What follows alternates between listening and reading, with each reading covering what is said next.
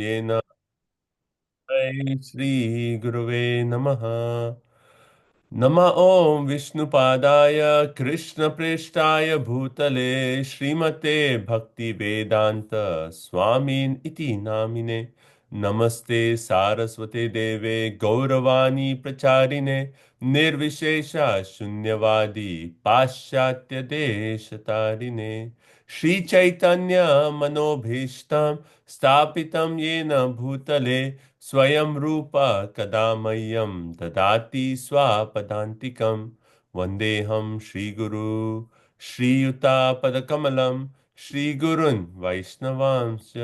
श्रीरूपं साग्रजातं सहगना रघुनाथान्वितं तां सजीवं साद्वैतं सावधूतं परिजनासहितं कृष्णचैतन्यदेवं श्रीराधा कृष्णपादान् सहगना ललिता श्रीविशाखान्वितांश्च। हे कृष्णा करुणा सिंधु दीनबंधु जगत्पते गोपेश गोपिका कांत राधा कांत नमोस्तुते। तप्त कांचना गौरांगी राधे वृंदावनेश्वरी वृषभानुसुते देवी प्रणमामि हरिप्रिये। वंचाकल्पतरुभ्यस्य कृपा सिंधुभ्य एव च पतितानां पावनेभ्यो वैष्णवेभ्यो नमो नमः। जय श्री कृष्ण चैतन्य प्रभु नित्यानंद श्री अद्वैत गदाधर श्रीवासादि श्री गौर भक्त वृंद। हरे कृष्णा कृष्णा कृष्णा हरे हरे हरे हरे राम राम राम हरे हरे। ओम नमो भगवते वासुदेवाय। ओम नमो भगवते वासुदेवाय। ओम नमो भगवते वासुदेवाय। नारायण नमस्कृत्यं नरं चैव नरोत्तमं देवीं सरस्वतीं व्यासं ततो जय मुदीरे। शृण्वतां स्वकथा कृष्ण पुण्य श्रवण कीर्तनम हृद्यन्तस्तु अभद्राणि विधुनोति सुहृत्सताम्। सर्वशास्त्रादि पीयूष सर्ववैदिक सत्फल सर्वसिद्धांत रत्नाद्य सर्वलोकैकदृक्प्रद सर्वभागवत प्राण श्रीमद्भागवतो प्रभु कलिद्वंतोतितादित्य Shri Krishna परिवर्तिता। O Srimad Bhagavatam, O nectar churned from the ocean of all the Vedic scriptures, you are the most prominent transcendental fruit of the Vedas and are enriched with the jewels of all philosophical conclusions. You grant spiritual vision to all people of the world and are very life breath of the Vaishnava devotees. O Lord, you are the sun which has risen to dispel the darkness of Kali Yuga. Actually, you are Lord Krishna who has returned among us. परमानंद पाथाय प्रेम वर्ष अक्षराय ते सर्वद सर्व सेवाय श्री कृष्णाय नमोस्तुते। मद एक बंधु मद संगीन मद गुरु मद महाधन मद निष्ठार्क मद भाग्य मद आनंद नमोस्तुते। असाधु साधु तादाइन अतिनी तथाकरा हा नामुंचा कदाचिन मम प्रेम न रितंतयो स्पुरः। श्रीमद् भागवताम की जय। श्रील प्रभुपाद की जय। Welcome everyone. So we are in the third canto of Srimad Bhagavatam, and last time we discussed chapter number 30, which is titled Adverse Fruitive Activities, and 31 today. What we are going to discuss is Lord Kapila's instructions on the movements of the living entities.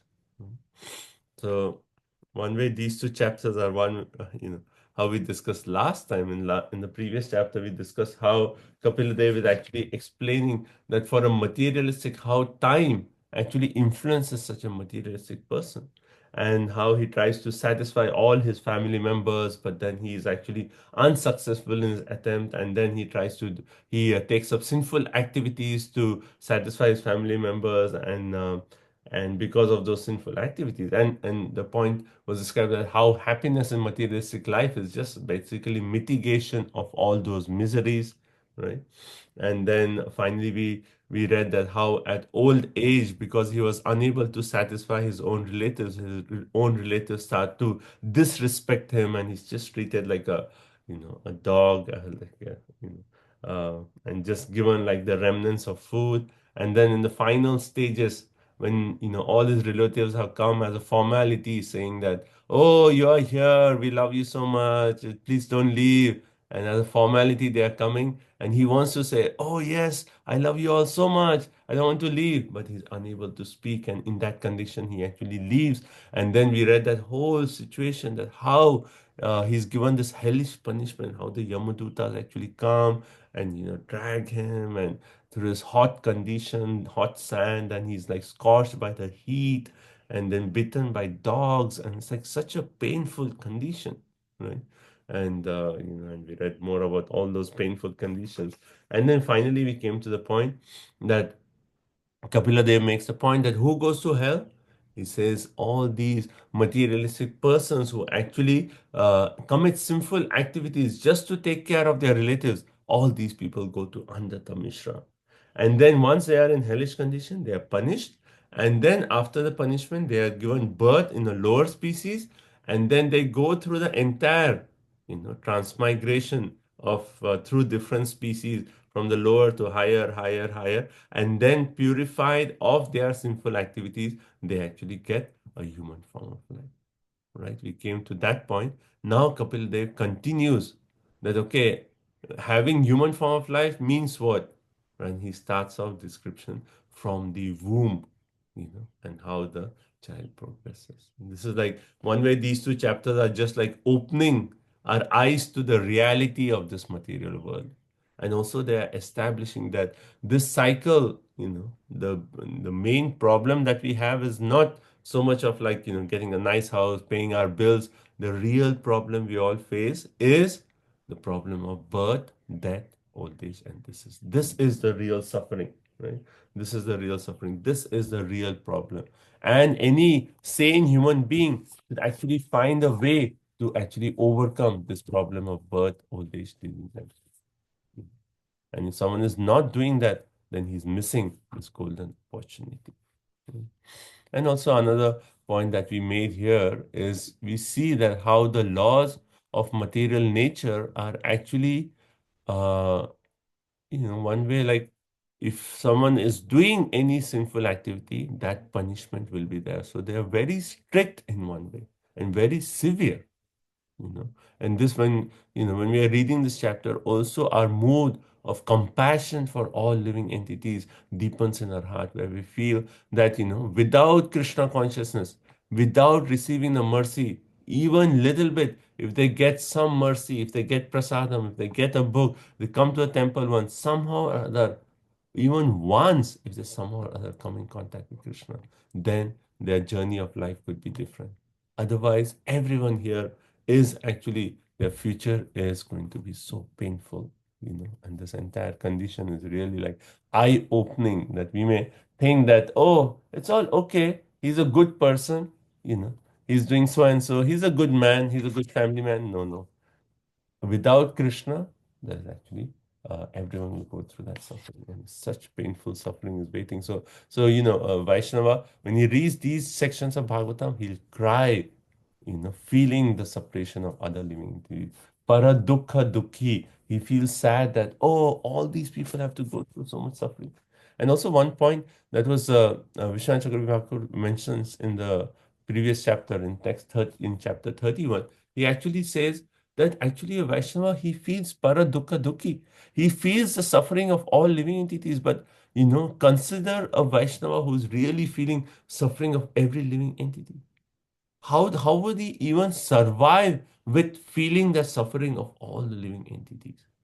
And then Vishwanath Chakravarti Thakur makes the point that because he is actually finding that joy in his connection with Krishna, that bliss and connection with Krishna, that even though he's feeling suffering for all living entities, he's feeling that, we talk of empathy. And here a Vaishnava is a true empathic person because he's feeling the suffering. But at the same time, he's actually praying to Krishna for them. He's feeling that bliss in connection to Krishna. And that's how he actually lives in this world. Right? Okay. So we are going to continue.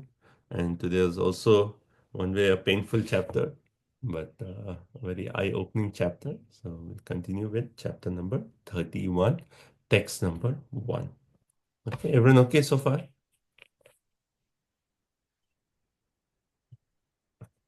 So let's start text number one. Text one is actually one of the verses that Prabhupada very frequently quotes. So let's see. श्रीभगवानुवाच कर्मणादेव नेत्रेण जन्तुर्देहोपपत्तये स्त्रिया प्रविष्ट उदरं पुंसोरेत कुनाश्रयः. Vrindavan Vilasani Mataji, if you're able to. Otherwise, Vijay Radhika. Hare Krishna. Translation: The personality of Godhead. Hare Krishna Mataji. Mataji, Vansi Gopal Prabhuji, Vijayadika Mataji, you start. I will read the next one. Thanks. Okay. Hare Krishna. Prabhuji. I think your voice is a little low, Vijayaraj. Is it visible? Is it okay now? Yeah, it's okay. Yeah. The personality of Godhead said, under the supervision of the Supreme Lord, and according to the result of his work, the living entity, the soul, is made to enter into the womb of a woman through the particle of male semen to assume a particular type of body. Hare Krishna. So here, this first line, karmana daiva netrena jantur deho papatyate. We see Prabhupada often quotes these two lines of this verse. And we find, even in lecture, we can hear this verse again and again. And what is this saying? Daiva netrena. So karmana, according to our result, and all this, all the result of our work, is under the supervision of the Lord Himself.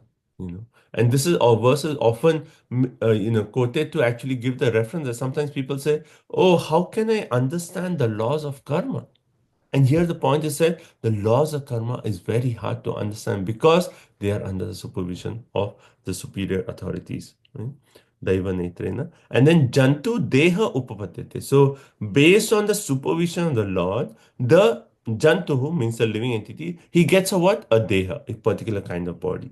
And how does that happen? Striya pravishta udaram. He enters into the womb of a mother, Striya pravishta. And how does that happen? Pumsa reta kana ashraya. He takes shelter of Pumsa. So Striya is the word in third line. Pumsa is the word in the fourth line. So woman and man. So he takes shelter of a particle of the semen of a man, right? Ashraya. He takes shelter, and then through that he actually enters into a woman, and he gets a particular kind of body, which is actually under the supervision of the Lord Himself. Right? So Prabhupada actually explains that after suffering in hell, like the previous chapter, and then suffering different kinds of hellish conditions, then finally he comes to a human species. So one can just imagine. And today we are actually going to read about the living entity in a womb, and we'll see how painful in that condition. And if you think of the whole sequence, that okay, the man was there, he committed sinful activities to take care of family, he was sent to hellish, and then after so many lifetimes, right? Here, Kapila Dev is giving the example of a human species, and he'll explain the child in the womb of a mother, a woman. But this can be extended to other living entities also. Right? So, principle is applicable to all embodied living entities. But here, just to continue the flow from previous chapter, he's come back and he's going to explain about human species, right? And everything is under supervision of the Supreme Personality of Godhead. In the sixth canto of Bhagavatam, right, when there's a story of Ajamil, right, then when there's a conversation between the Vishnu Dutas and the Yama Dutas, they make the point that every activity we do, every karma we do, there are different personalities who are the witness of those activities. Who are they? Who are they? Who's witnessing every activity of ours? The Super five soul, So, Atma, Paramatma, Surya, Panchbhutas. Yeah. Chand, I think Surya Dev. Yeah, actually, there's the sun, the moon, the day, the night, and finally the Paramatma, the wind, everywhere. Everyone is actually witness of our activity. And finally, it's the Paramatma who's the witness. So we cannot say that, okay, I close my doors and do some sinful activity. No, everything is actually counted. And based on how all these witnesses, then Prabhupada says everything is under the supervision of the super soul. And the super soul is right here. And then based on super soul will say, okay, this is his activity, this is the kind of body he actually deserves, and then the material nature will say, okay, this is the body, hence you go into so and so mother, right? So it's all like there's this whole system that actually one cannot break. And then further he says, Reta Kana Ashraya, right? Soul takes shelter of a semen and is pushed into the womb. And then here Prabhupada makes a point. There is no possibility of creating a living entity without the presence of a soul. Right? Prabhupada actually says that how the scientists, they are giving a post-dated check. They'll say, we'll create life in the laboratory. And Prabhupada used to challenge, like, you keep saying, why don't you do it? Say, we'll do it in the future. It will happen. Now we have created genetic technology, and then DNA. We have studied, we have made so much advancement. We will create life in the future. But here Prabhupada is clearly saying, without the presence of a spirit soul, there is no question of life. There is no question of life. Right? Okay, text 2. So text 2 onwards is basically now the soul has entered through the semen into the womb of a woman. What happens there? Right? So often when we distribute Bhagavatam, we say how this is so scientific. It explains that what happens when the child is in the womb. So that's the description. We'll read now. Text 2. Kalalam tvekaratrena pancharatrena budam dashahena tu karkandhu peshyandam vatataparam. On the first night, the sperm and ovum mix, and on the fifth night, the mixture ferments into a bubble. On the 10th night, it develops into a form like a palm, and after that, it gradually turns into a lump of flesh or an egg, as the case may be. Hare Krishna. So here, first night, what happens? Like, after semen is in the womb, there's a mix of semen and blood. Then fifth night, there's mixture ferments into a bubble. 10th day, it actually says peshi, right? Dasha ahena peshi. So ekaratrena, pancharatrena, fifth night, and then dasha ahena, the 10 days, the shape of a hard buttery fruit, like a lump. And then it says either it develops into a lump of flesh or egg, as the case may be, right? So either, and we know how Bhagavatam says there are 4 kinds of living entities. Who are they? Udbija, Shvedaja, Andaja, and Jarayuja. Right? So these 4. So what is this? So first is Udbija, the one who actually comes from a bija, from a seed. Right? So the plants, trees, etc. Then second is Swedaja, from perspiration.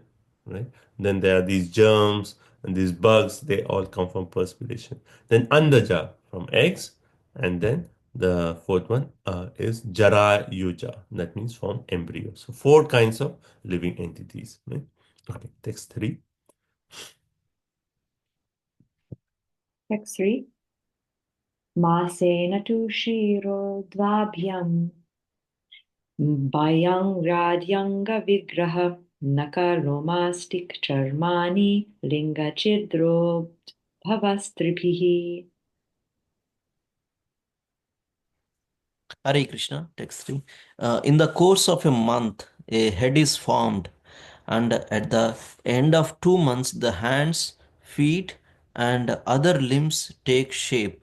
By the end of the 3 months, the nails, fingers, toes, body, hair, bones, skin appear, as do the organ of generation and other apertures in the body, namely eyes, nostrils, ears, mouth, and anus. Hare Krishna.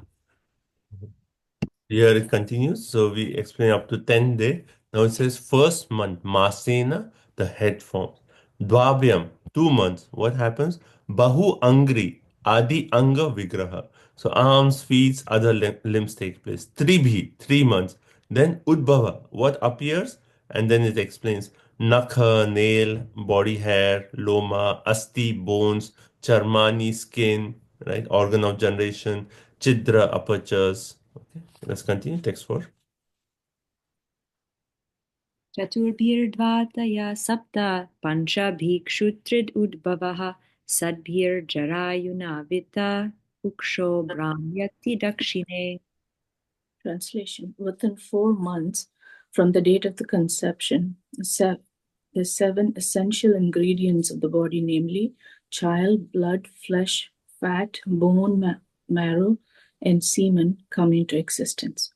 At the end of 5 months, hunger and thirst make themselves felt. And at the end of 6 months, the fetus, enclosed by the amnion, begins to move on the right side of the abdomen. So basically here it says it will be within 4 months. What happened? Dhatavah sapta. Sapta dhatus. Sapta dhatu means the seven elements, that is child, blood, flesh, fat, bone, marrow, and semen. They actually develop. Panchabihi, 5 months. Shuta trata udbhava. Hunger and thirst. So imagine after 5 months, then the child actually experiences hunger and thirst. 6 months, then it says Jarayuna Vitaha is enclosed by an amnion, that's a thin layer, encloses the child, and then Kuksho Brahmati Dakshine.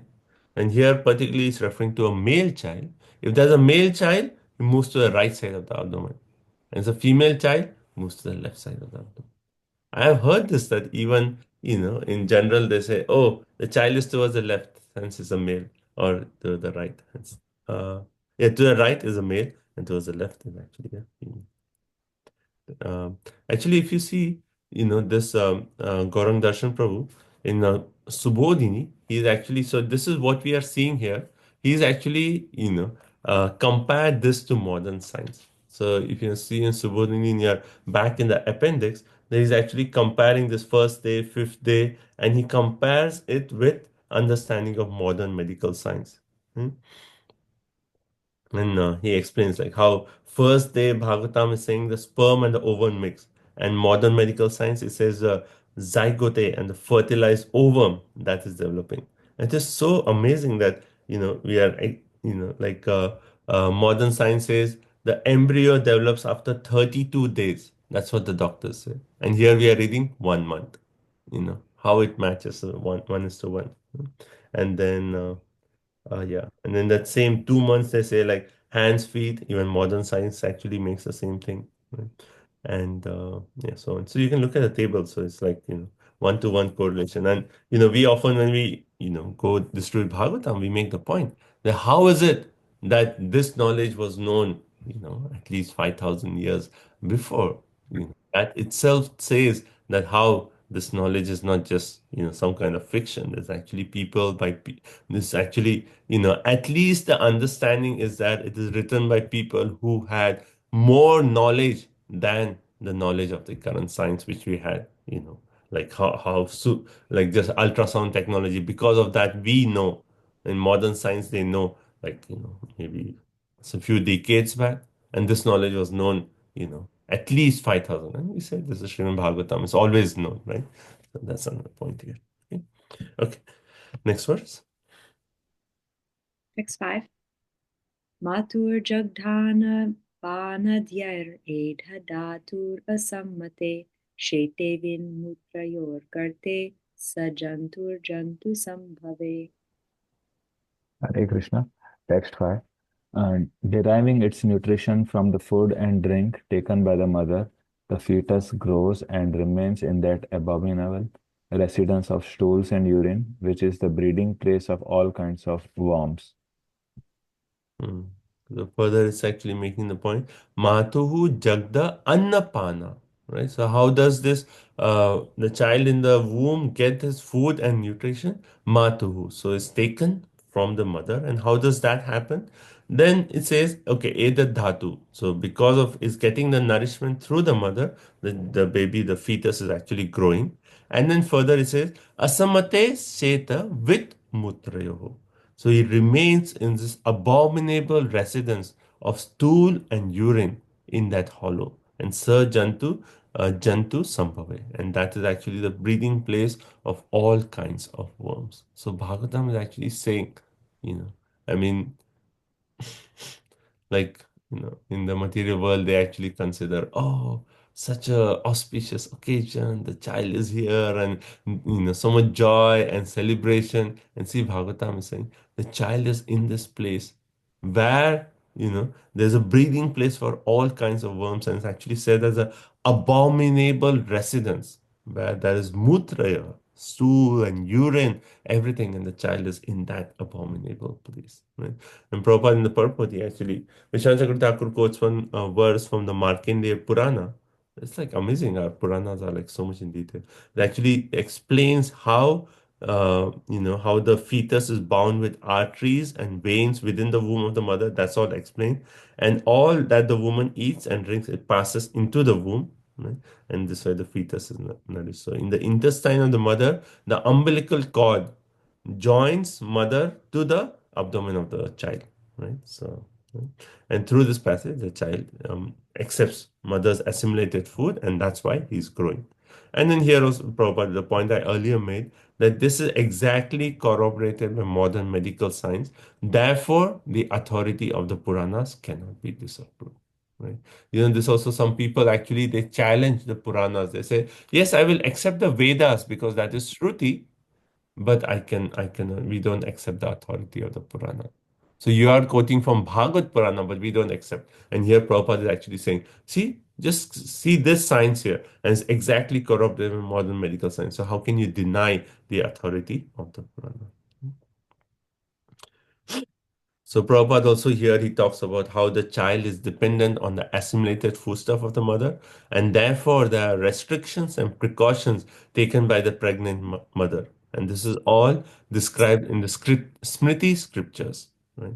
So whatever food the mother takes, that's what the child is getting nourished by. So if the mother takes too much salt, too much chili, onion, similar forbidden foodstuffs, then the child's body, which is too delicate, it has to tolerate all these, pungent food items. Right? And then further, Prabhupada says from Vedic literatures, we understand how much care is taken to beget a nice child in society. It starts off with Garbhadan Samskar, which is compulsory for people of the higher classes. Right? First of all, that is Garbhadan Samskar, and that itself invites a soul, a pious soul, into the womb. Right? So it's very scientific. And then here, when the soul is invited, then after that, in the womb, how does the mother actually take care? What kind of food to eat? What kind of food not to eat? All that is actually explained. And Prabhupada says that take care of a child is a primary duty of the parents. So they should understand the science of Garbhana Samskar and the science of nourishing the child in the womb. Okay. Text 6. कृमिभिक्षत सर्वाङ्ग सोमकुमारिकयात् प्रतीक्षणं मूर्च्छाम् आप्नोत्युरुक्लेशस्तत्रत्यैक्षुदितर्मुहुः. Hare Krishna 331:6.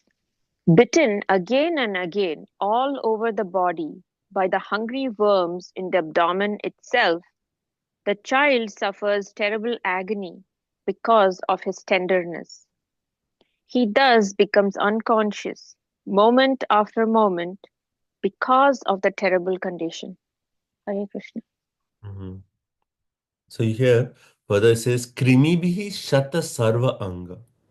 So it's like, here last verse also and this verse also is making the point that we talked about all the sufferings that Jiva has to go through, in the hellish condition. And finally, when it comes, Prabhupada makes a point.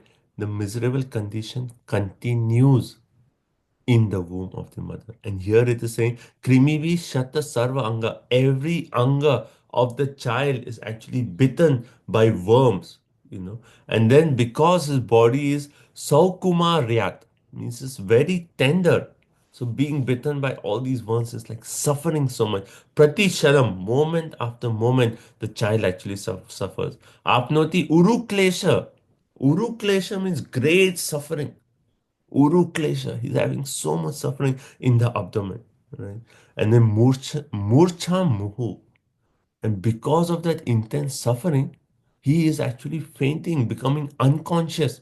Because of so much pain, he's actually becoming unconscious, and again he regains his consciousness just to again be bitten by all these worms and endure so much suffering, and again, goes back unconscious, unconscious, and he's just going on suffering again and again. And when we think about when we read all this, we see how the living entity is forced. It doesn't have an option. Once you're in the womb, so much suffering. And this is all like we have gone through all this, right? And then Prabhupada makes a point. Unfortunately, we forget this experience. Therefore, we do not take these miseries of birth very seriously. And that's the point, that birth, disease, old age, that we say it's okay. It's a nature, everyone goes through it. But here we see birth itself, so much suffering. Right? Therefore, Prabhupada says one should be very alert to understand the difficulties of birth and death. Due to spell of Maya, we forget everything, right? And enamored by the present so-called happiness, which is just a mitigation of this distress, right? And then we keep changing species after species. How many times we have to take birth, go through this suffering? Now this human form of life. Let's stop this cycle. Okay, text 7. Katutikshnoshnalavana rukshamladibirulbanai matrabhuktar upapsprishtaha sarvangotitavedanaha.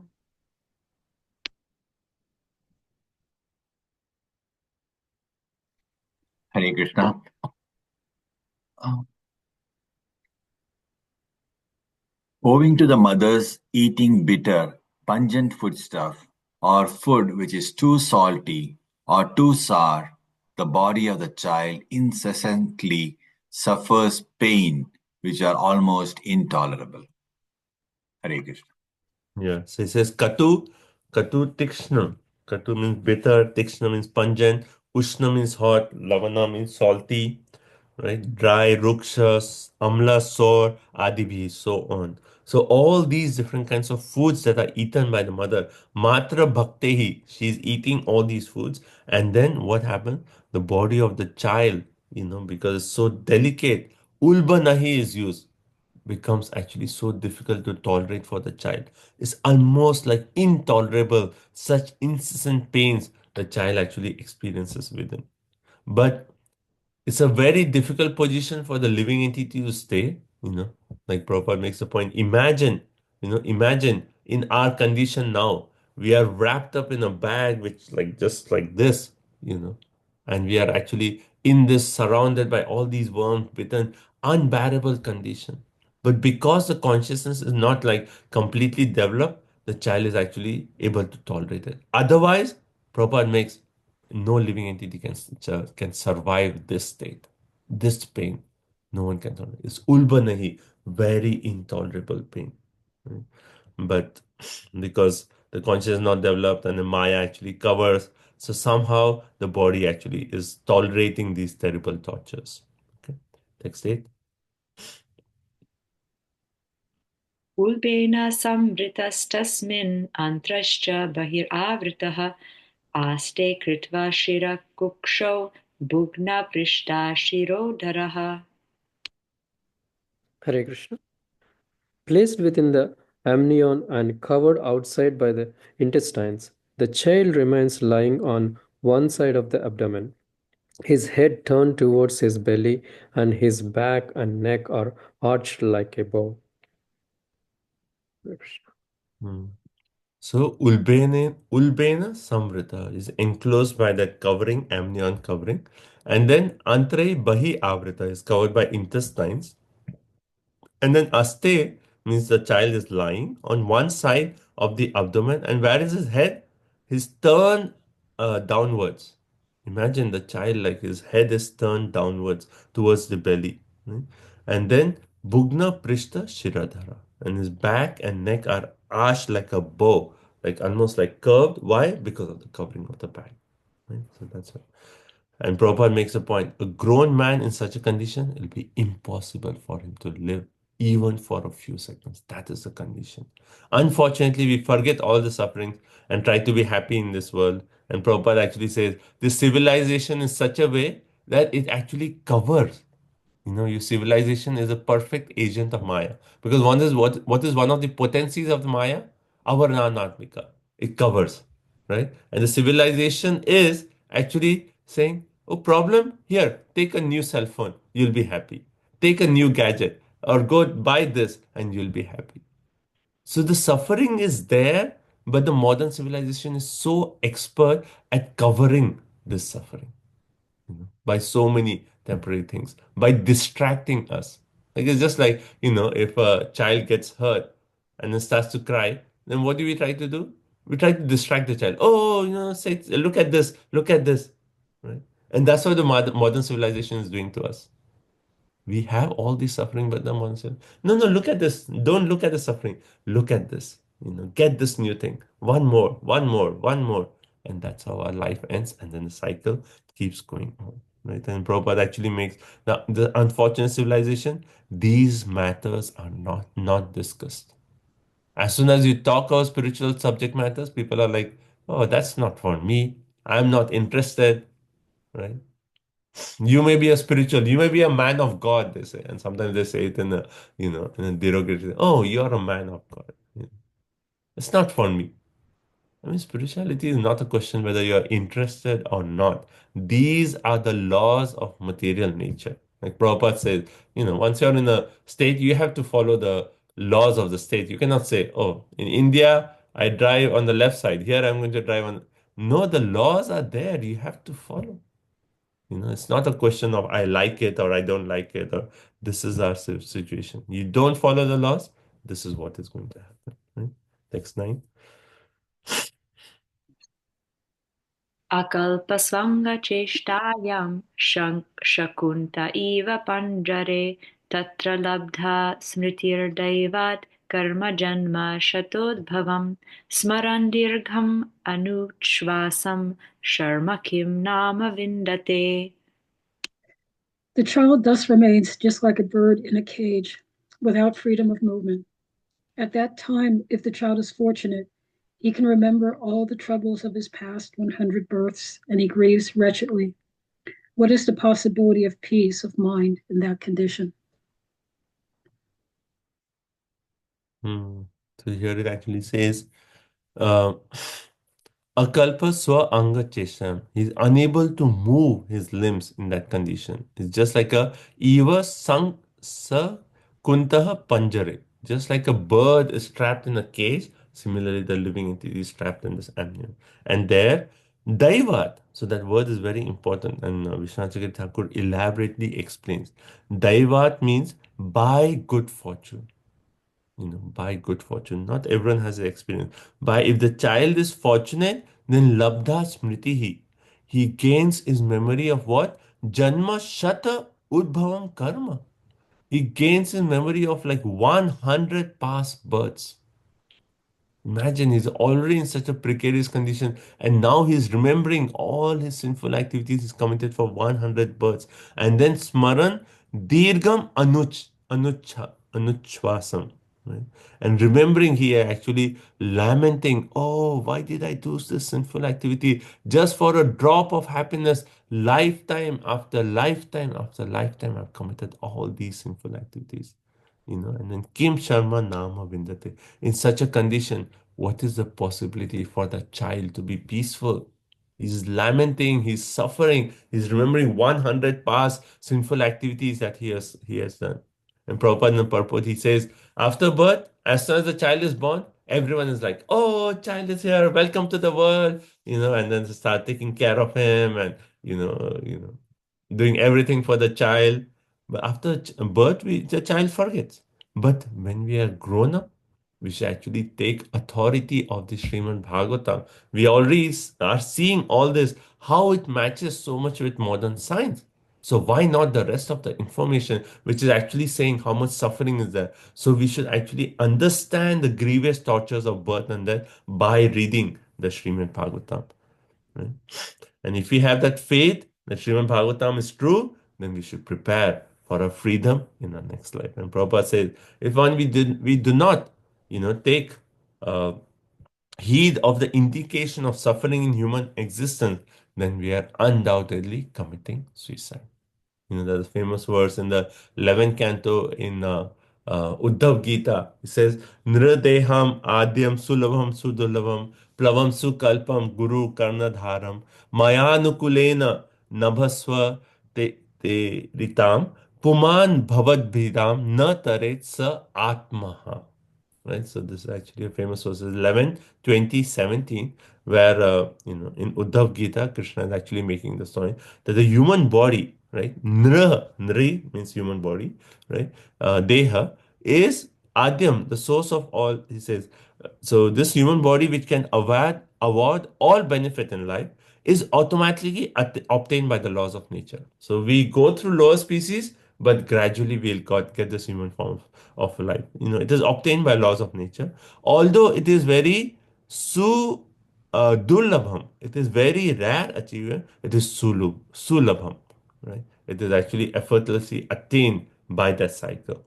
And then it says this human body can be compared to a perfectly constructed boat, having a spiritual master as the captain and the instructions of Krishna as the favorable winds. So the body is the boat, the guru is the captain, and the favorable winds. So when you are in a boat and the winds are favorable, pushing you in the right direction, those winds are actually the instructions of Krishna himself. Considering all these advantages, a human being who does not utilize his human life to cross over the ocean of material existence must be considered a killer of the soul. So Prabhupada said he's intentionally committing suicide, right? You're not talking of like Atmaha. Atmaha is the killer of the soul. It's not like against the contradicting to the chapter 2 Bhagavad Gita, soul cannot be killed, but it's actually making the point that we're losing this entire opportunity to come back to our original state of the spirit soul. Text 10. आरभ्य सप्तमं मासं लब्धबोधापि वेपितः नैकत्रास्ते सुटीवातर्विष्टाभूरिव सोदरः. Hare Krishna. Thus endowed with the development of consciousness from the 7th month after his conception, the child is tossed downward by the airs that press the embryo during the weeks preceding delivery. Like the worms born of the same fill the abdominal cavity, he cannot remain in one place. Hare Krishna. This is Arabdhya Saptat. Actually, in the 7th month, Labdha Bodha, his consciousness is developed. Man, in 7th month, the consciousness of the child is developed. And then Vepita Suti Vatahi. Suti Vatahi actually is the air in the body that causes the birth. Right? So the air is actually, he cannot stay in one place because that air which is causing the birth actually pushes the embryo. Right? Pushes the embryo. Na ekatra aste. He cannot remain in one place. And eva vista bhusa udara. Like the worms born of the same filthy abdominal cavity. See, Bhagavatam, what's it making a point? We think we are so great, and Bhagavatam is comparing our position to like the worms in that same cell. They are also born on the same place. We are also born on the same place. And Prabhupada is like, so, you see, in the purport, he makes a point. Worms are born on the same place. We are born on the same place. That means what? We both are brothers. So he makes a point that that universal brotherhood, it starts even from the time of birth. That all living entities, we are all sons of Krishna. It's Prabhupada is so amazing. So yeah, and then he actually sends at end of 7th month, how this air starts pushing him, and then so on. Okay, so now 11th verse, and then after that we will see. Text 11. Oh, sorry. Would someone else read the Sanskrit for text 11? Okay, who's next? Whose turn to read next? I'm Good. text 11. Nathamanarishi bhitar sapta vadarihi kritanjalihi stuvita tam viklavya vacha yeno darir arpitaha. Translation: the living entity in this frightful condition of life, bound by 7 layers of material ingredients, prays with folded hands, appealing to the Lord, who has put him in that conditions.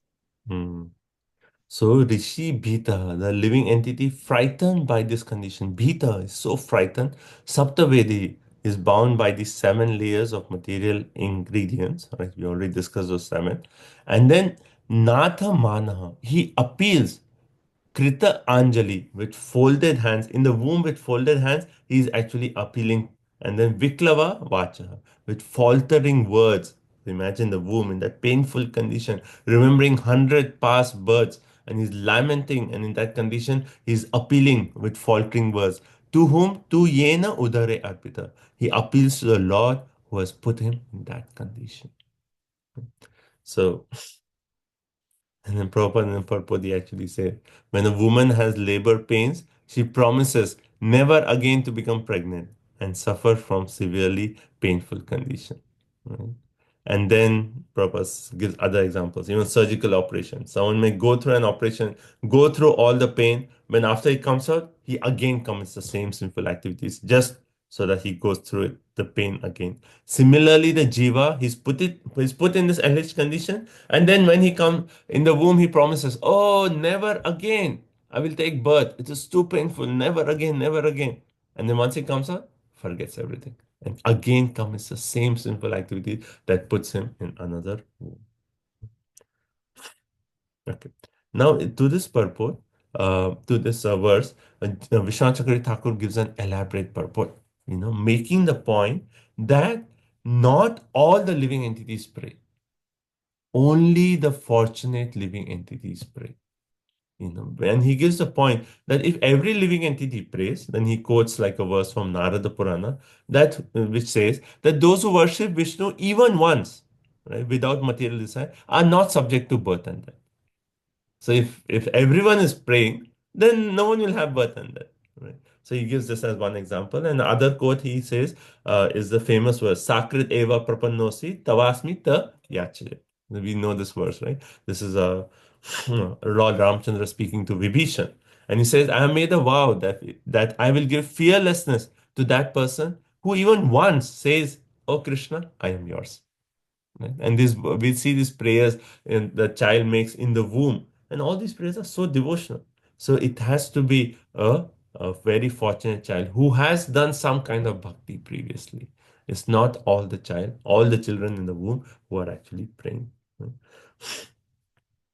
So Vishwanath Chakravarti Thakur explains it gives a lot of emphasis. He's explaining each word and saying that actually the verse says that a child should pray.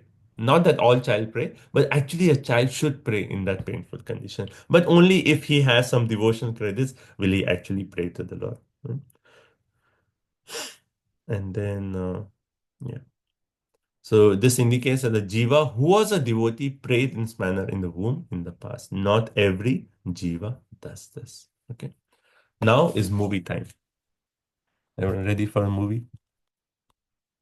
So this entire chapter is actually described in a movie, and made by devotees. It's like 8 minutes movie. So we'll watch. Let's see. I'll see whether we'll watch the whole 8 minutes. But it's actually, what the point the Bhagavatam is making is so nicely shown. You actually see every verse that we read and which we will read in this chapter in the movie. Okay. Everyone ready? Prabhu, so suppose when it is a karmic mother, okay, and the child is not really praying, she does not have any bhakti sukriti or anything. So at that point, if by chance the mother gets to have prasadam, hears, say like right the 7th month or 8th month or so, what happens? Does the child gets Yeah. I mean, the immediate- child is certainly he's accumulating Sukriti even in the womb. He is getting Agyata Sukriti, and maybe like if the mother is somehow fortunate to hear Bhagavad Gita, hear Srimad Bhagavatam, somehow from pure devotees, she's hearing this, child is getting all the benefit. And that's why, like, when sometimes in temple we see a mother comes who's carrying, we say, okay, read Krishna book, and read those stories, and that's how the child will get benefited. So this is a So is time. it like in our country, like in India, in olden days it used to be right. Like pregnant mothers used to read Ramayana, not Mahabharat, but Ramayana specifically. So even so, so reading those scriptures are like suggested by elders. That's why that time the mothers were doing. Not that generally they have that inclination to read. So will that be considered if like pious or like it's a bhakti devotional service for the mother as well as for the child. Because if he gets a little spark of it, then he would be praying, right? Uh, Or See, again, it depends, because every child, every individual, it depends. Like, does he already have some Agyat Sukriti before, before coming to the womb? If he already has, then what the mother is doing is, increasing that Agyat Sukriti. And maybe we don't know what stage it is. Maybe just ripening into the bhakti, right? It could be that also. But anyway, the mother coming in contact with a devotee, reading Bhagavad Gita, reading Ramayana, reading Mahabharata, somehow or other coming, certainly benefit. Benefit for the mother, benefit for the child. You know. Now, if the mother is just saying, "Oh, only for my child, I am doing this." Normally, I'm not interested, but for the benefit of, still there is benefit. Though the motivation may not be 100% pure, but still there's so much benefit. And the child is getting all the benefit. I mean, many times it's like, devotees who are, because we know from sixth chapter of Bhagavad Gita also, right? What does Arjun ask the question, what happens to someone who takes up bhakti and then he does not finish it? Then Krishna explains, if he has done bhakti, like spiritual activities for a long time, then he takes birth in the family of devotees. So even in the womb, every day morning he's having Mangala Arati, you know. Even in the womb, he's getting Mahaprasadam. Imagine, because he's getting the remnants from his mother. Mother is eating prasadam, the child is getting all the prasadam in the womb. You know.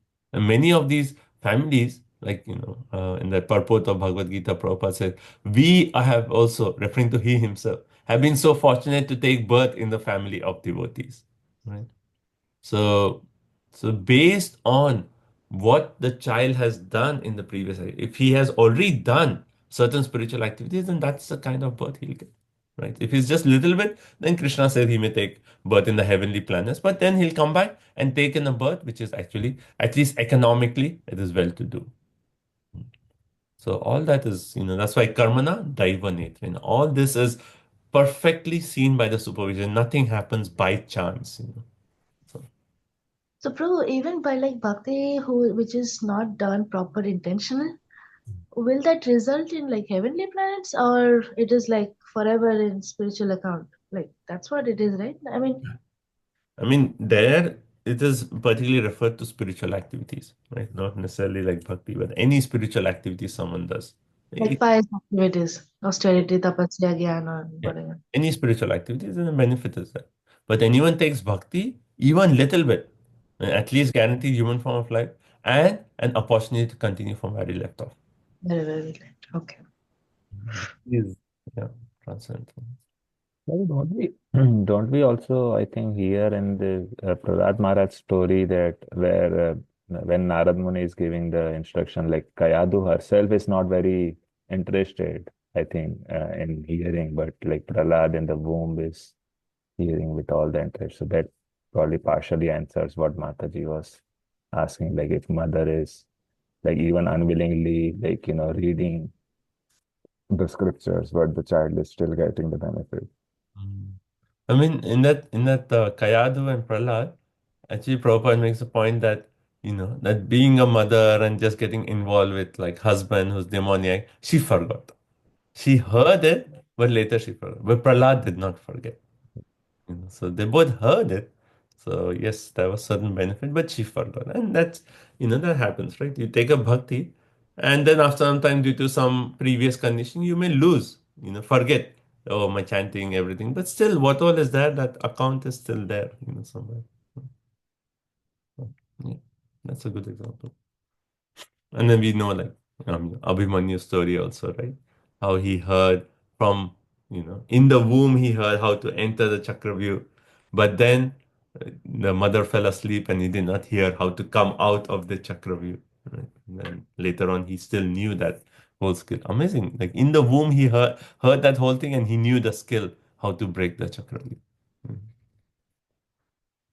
So everything the mother does, and during those when the child is in the womb, affects the womb.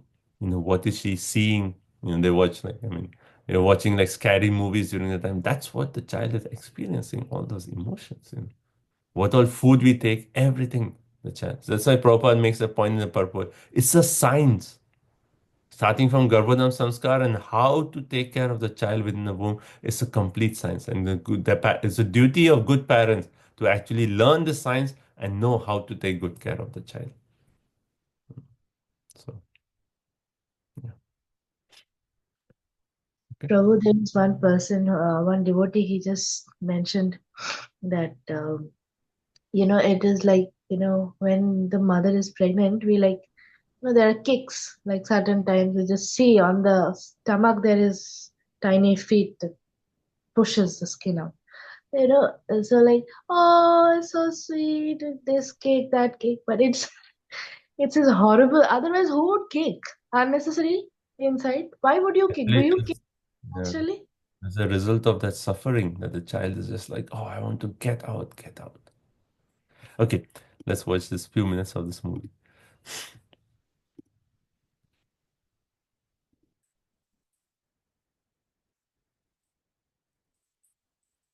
Sound is okay. The sound is not coming, Prabhuji. Everyone can hear the sound? No, Prabhu. There's no sound. Oh. Let me see. Okay, let's see if this works now.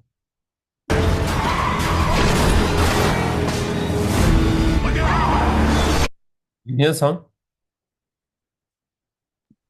Yeah, we can Yeah. hear that. Okay, no, Yeah, some like car driving or what is the noise? okay, see. You'll see what happens.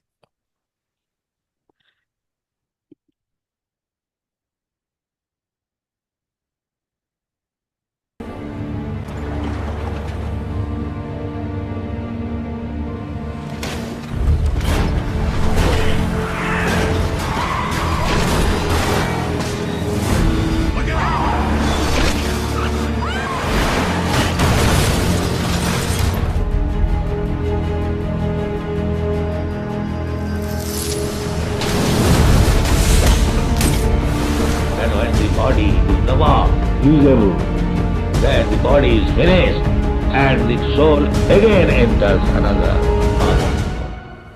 This is called transmigration. What is the next body you are going to get? You must have information.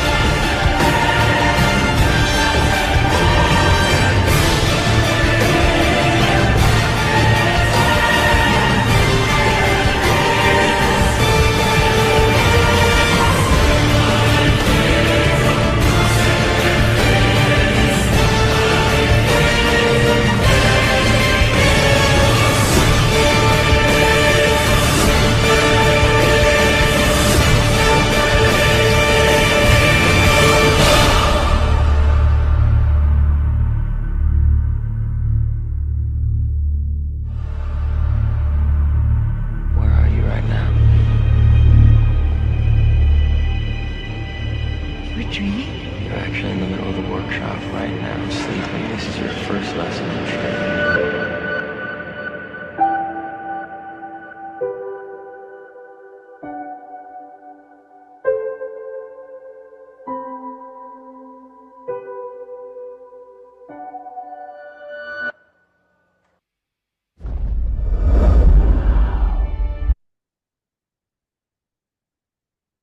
Hare Krishna. This is our condition of life and death. I mean, the video actually, devotees who actually made it, you see all the quotes, exactly the Bhagavatam shlokas. We read even starting from verse 1, all the lines are. And the prayers, what the Jiva says, that's the next section that we are going to read. But this is, like Maya just covers us, we forget all this. But this is our situation. We went through all this. And then now we are like, okay, one more, what is wrong? Phew. After seeing all this, reading this chapter of Bhagavatam, it's like, okay, Krishna, no more. Just want to get out. Krishna, I just want to come back to you. Don't want to go through another cycle. And the whole point of this is to actually come to a realization. No more birth, death, old age disease. That's our real problem. So, should we continue? Text 12. Everyone? Sunday morning, there's like boom. It's like a reality show. Okay. So text 12. Everyone okay? Okay. Let's continue. Not yet. Not yet. We're recovering from this impact. It's crying and like, oh my God. Okay, let's read the prayers now. Janturuvacha, text 12. Chanturuvacha tasyo pasannam avitum jagadichayata nana tanur bhuvi chalachcharanarvindam soham rajami sharanam yakuto bhayam me yene trishigatiradharshaya sato nurupa. The human soul says, I take shelter of the lotus feet of the Supreme Personality of Godhead, who appears in his various eternal forms and walks on the surface of the world. I take shelter of him only because he can give me relief from all fears, and from him I have received this condition of life, which is just befitting my impious activity. Mm. So here the Jantu here referring to the soul. The soul is actually praying, and the fortunate soul, right? And he's actually saying, Tasya upasanam avitum. I approach that personality who can actually protect me.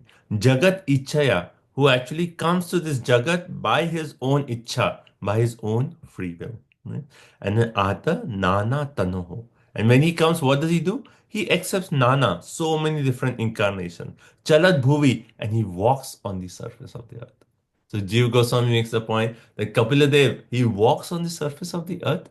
So Kapil Dev is thinking, oh, Krishna is going to come and walk on the surface of the earth. And he's saying that the living entity is praying for the Krishna's appearance. And that's our mood, right? Nanda, and Krishna. So Chalat Bhuvi, he walks on the surface of the earth. Charana Arvindam Sah Aham Vrajami Sharanam. I surrender and take shelter of that lotus feet. Charana Arvindam, the lotus feet of the Lord. He Akuto Bhayam. He is the only one who can give me relief from this fear. Right? Yena idrishi gatihi. As from him, I have received this condition. And why I got this condition by Krishna? Asataha anurupa. Because it is befitting my own sinful activities. I have done all these sinful activities, and hence I have given this. Krishna has given me this condition. But now I'm turning back to him because he is the one who can give me relief from fear. He is the one who actually accepts so many incarnations. He is the one who walks on the surface of this earth, and he is the one who can protect me. Prabhupada in the purport, he actually stresses on this ichaya. When Krishna comes, he comes out of his own free will. Bhagavad Gita 4th chapter, text 6 also, Krishna said, Atma Maya. I come out of my own free will. Right? So Prabhupada makes a point. The Lord has made the entire system. He puts us in this condition, but he can also get us out of this condition. All we have to do is what? Sarva-dharma paritajya mam ekam sharanam vraja. Give up all our, when we understand our precarious condition, give up all our so-called dharma and just focus on one dharma. Everything we are doing, our focus is on just one. How is this helping me surrender to Krishna? How can I take shelter of Krishna? Right? Okay, text 13. यस्तत्र बाधा इव कर्मभिरावृतात्मा भूतेन्द्रियाश्रयमयीम् अवलम्ब्य मायम् आस्ते विशुद्धम् अविकारमकोन्दबोधम् आतप्यमानहृदये वसितं Namami.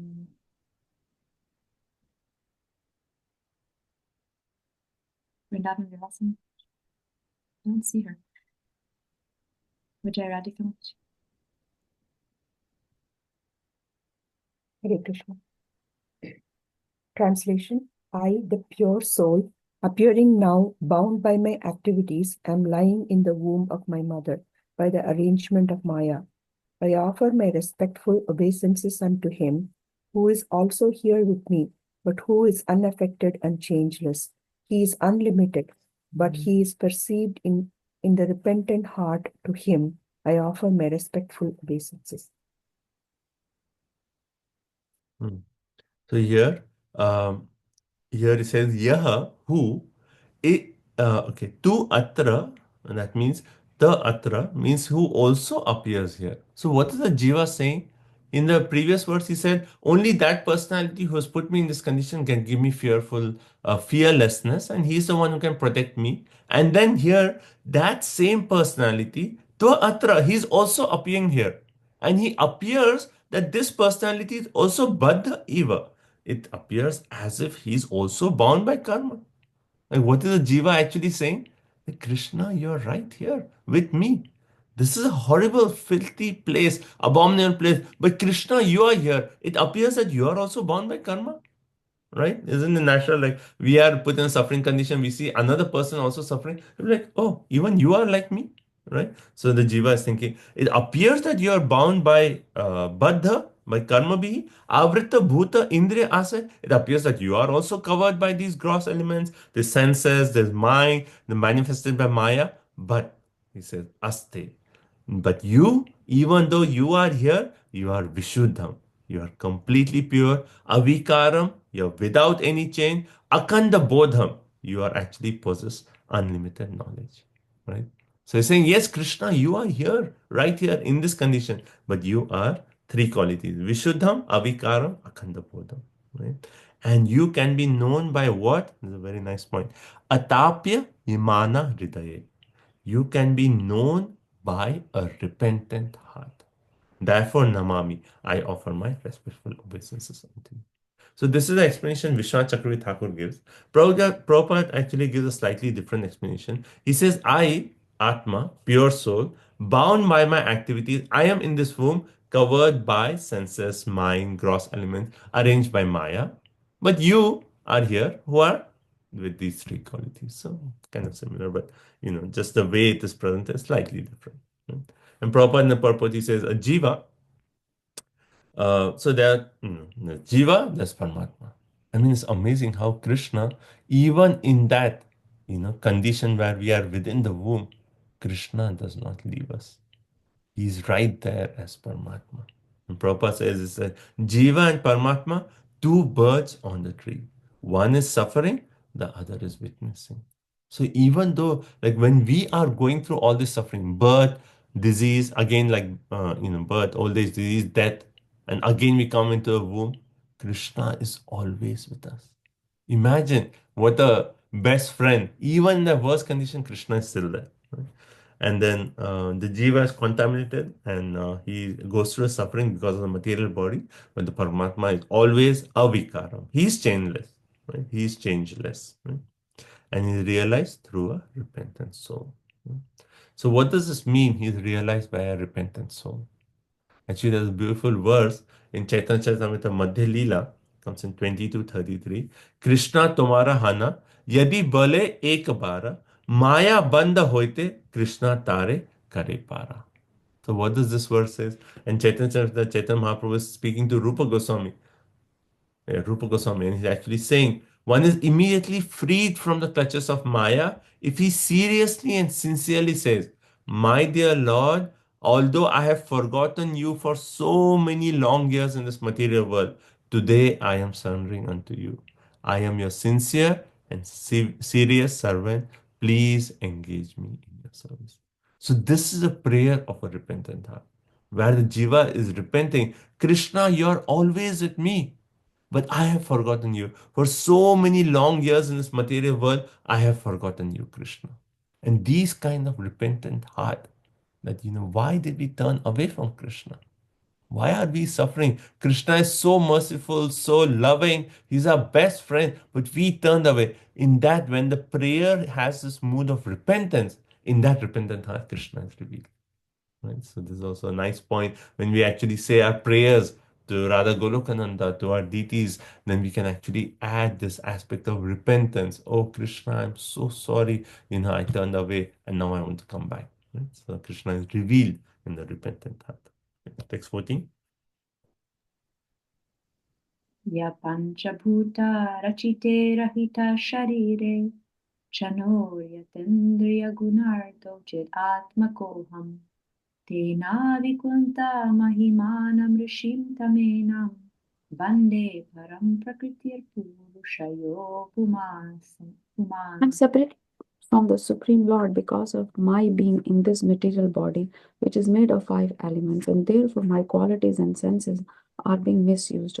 Although I am essentially spiritual, because the Supreme Personality of Godhead is transcendental to material nature and the living entities, because he is devoid of such a material body, and because he is always glorious in his spiritual qualities, I offer my obeisances unto him. Hare Krishna. So here, if you see the flow, so he's made the point like first, okay, I'm surrendering unto you. You put me here. You can protect me. Second point, he's saying, who is this you? And he's saying that you are also here. It appears that you are in this karma, in this body, but you are actually aloof. You are changeless. You are with unlimited wisdom. Then if you are here, how is it you are in this filthy condition? How is it that you're not affected by the laws of material nature?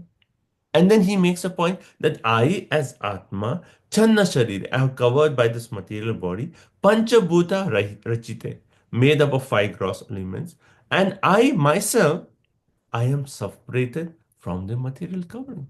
Does the jiva ever come in contact with the material nature? Actually, our Vedas make the point, Asango hi ayam Purusha. The Purusha, the living entity, is always a Sangha. He never, how can the pure spirit soul come in contact with the material nature? Right? It is always aloof. So the Jiva is saying that as I, though I am just a tiny, insignificant part of the Supreme, if I am aloof from the 5 gross elements, though I am here, right? Then why not you can be aloof while you are here? Right? So that's the point. And then here, so one way of understanding is I am separate from the material covering, right? Another way Prabhupada explains, I am actually separated from the Lord. I am separated from the Lord. I am insignificant jiva and the Lord is infinite, and I am separated, and hence I am covered by this panchabhuta, by these 5 elements. And why am I covered? Why am I separated either from the material nature? Right? We are marginal. So we are not in contact with material nature, and right now we are not in contact with the Lord Himself. So we are in between. Why is this? Ayatha Indriya Guna Artha. Because we have used our senses for our senses are being misused. Why? Guna. Because they are under the influence of 3 modes of material nature. Hence our senses are misused, and hence, we are separated. And why does this all happen? Chitta, due to false ego, right? Therefore, one day I offer my obeisances unto that personality, Avikunta Mahimanam, whose glories are actually, his glories are not weakened or covered. When Krishna comes as Paramatma, does his glories actually get covered? No. He's still that glorious. Mahimanam. He's still that glorious. His glory are never covered, even though he's here in this material nature. And then he's Param. He's transcendental to what? Both the Prakriti and the Purusha. Transcendental material nature, and he's transcendental, he's superior to living entities. Okay? Everyone still with me? Prabhuji, one question, Prabhuji. Like you mentioned, like the soul never come in contact with the material nature. So, but ultimately, who is suffering in the womb, Prabhu? Who's suffering in the womb? Right? Yeah. Actually, the soul is pure, right? The soul is spiritual. So spiritual particle of Krishna, how can it come in contact with the inferior nature? Right? The only reason the jiva actually comes is a false ego. That's why this verse also says chitta. Because the jiva identifies that I am this body, hence it experiences suffering. Right? This point we explained so many times about the dream, right? You're dreaming, and in the dream, you're sweating some bad dream and you're fearful. And why are you sweating? Someone can see you. Oh, probably you're sleeping there. Why are you sweating? I have nothing to do with it. Do you have anything to do with the dream? No. You're just in your bedroom, right? And you have nothing to do with the dream, which is actually maybe you're somewhere, maybe in India or somewhere. Do you have anything to do with it? No. But why are you experiencing the pain? Because you're identifying with the person in the dream. Similarly, our entire material existence is because we are identifying with something which we are not. That's Maya. Maya means to identify ourselves. And because of that false ego, the jiva thinks, oh, I am this body, and hence undergoes the suffering that, that we are reading of everything now. Right? As soon as jiva actually says, no, no, I am not this body, I am a part and parcel of Krishna. If he realizes that, comes to that position, then what does that bhajan say? Kachu habu dubu bai. Jeev Krishna Das ei Vishwas kole tuar dukhon. Jeev Krishna Das, the living entity, when you understand Krishna Das, ei Vishwas, you have that firm conviction that who am I? I am Krishna Das. Jeev Krishna Das ei Vishwas kole tuar dukhon. That's it. End of all your suffering. Just that conviction that I am servant of Krishna, end of all suffering. Because then you say, I have nothing to do with this body. And hence we talked about in the previous chapters also, like how, a person who is spiritually advanced, yes, externally the body is doing, eating, sleeping, doing all those things. But the jiva is aloof from all this, right? We give the example of Prahlad Maharaj also, right? He was so spiritually advanced. Externally, all these activities were going on, but he was aloof. Right? So actually the living entity is aloof, but because of that chitta, false ego, he identifies and hence goes through all the suffering. Right? So that Prabhupada actually quotes this, Asango hi ayam purusha. Asanga. We can never have sangha with material nature. Asango hi ayam purusha. Is that okay? Hare Krishna, Prabhuji. Oh, Hare one Krishna. minute. Yeah. One minute. Vamshi Gauru, you're saying something? No, Prabhuji. Thank you, Prabhuji. Yeah, go ahead, Kaushal. Hare Krishna, Prabhuji. No, I would like to say, so that's why our initiated names, it's remind us that what we are. Yes, yes, yes. Like Das, Dasi, like, so that's why it's remind us. Yes, thank you. Okay, so let's continue. Text number 15. Yanmayayoru gunakarmani bandhanesmin samsarike paticharam stadabhishrame nashtasmitir punarayam pravrinita lokam yuktya kaya mahadanugraham antarena. Hare Krishna. Translation. The human soul further prays. The living entity is put under the influence of material nature and continues a hard struggle for existence on the path of repeated birth and death.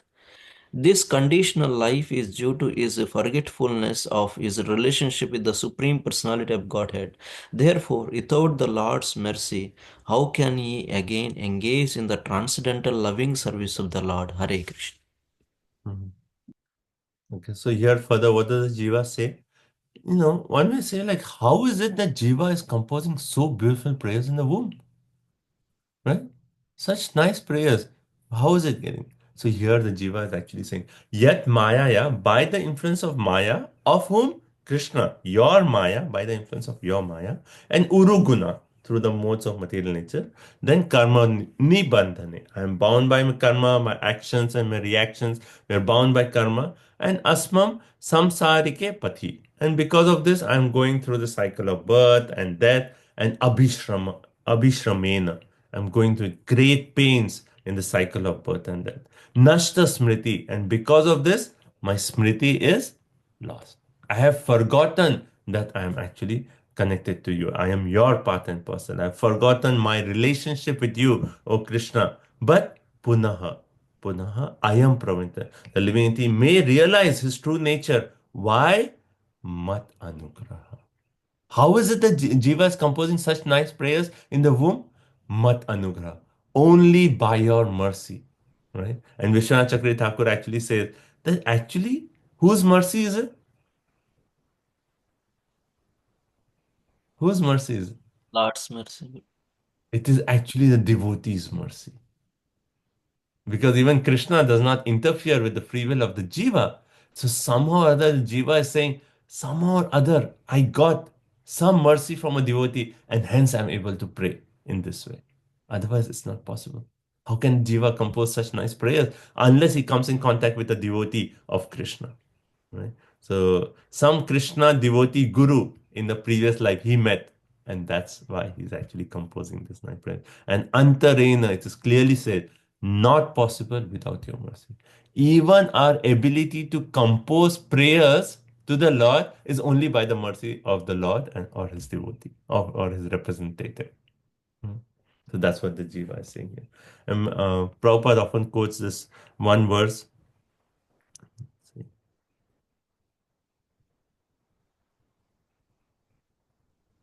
Yeah. So actually, if you see Prabhupada's purport, he's explaining one verse, but he's not giving the verse actually. But the verse is actually 10, 14, 29. Prabhupada often quotes this in his lectures also.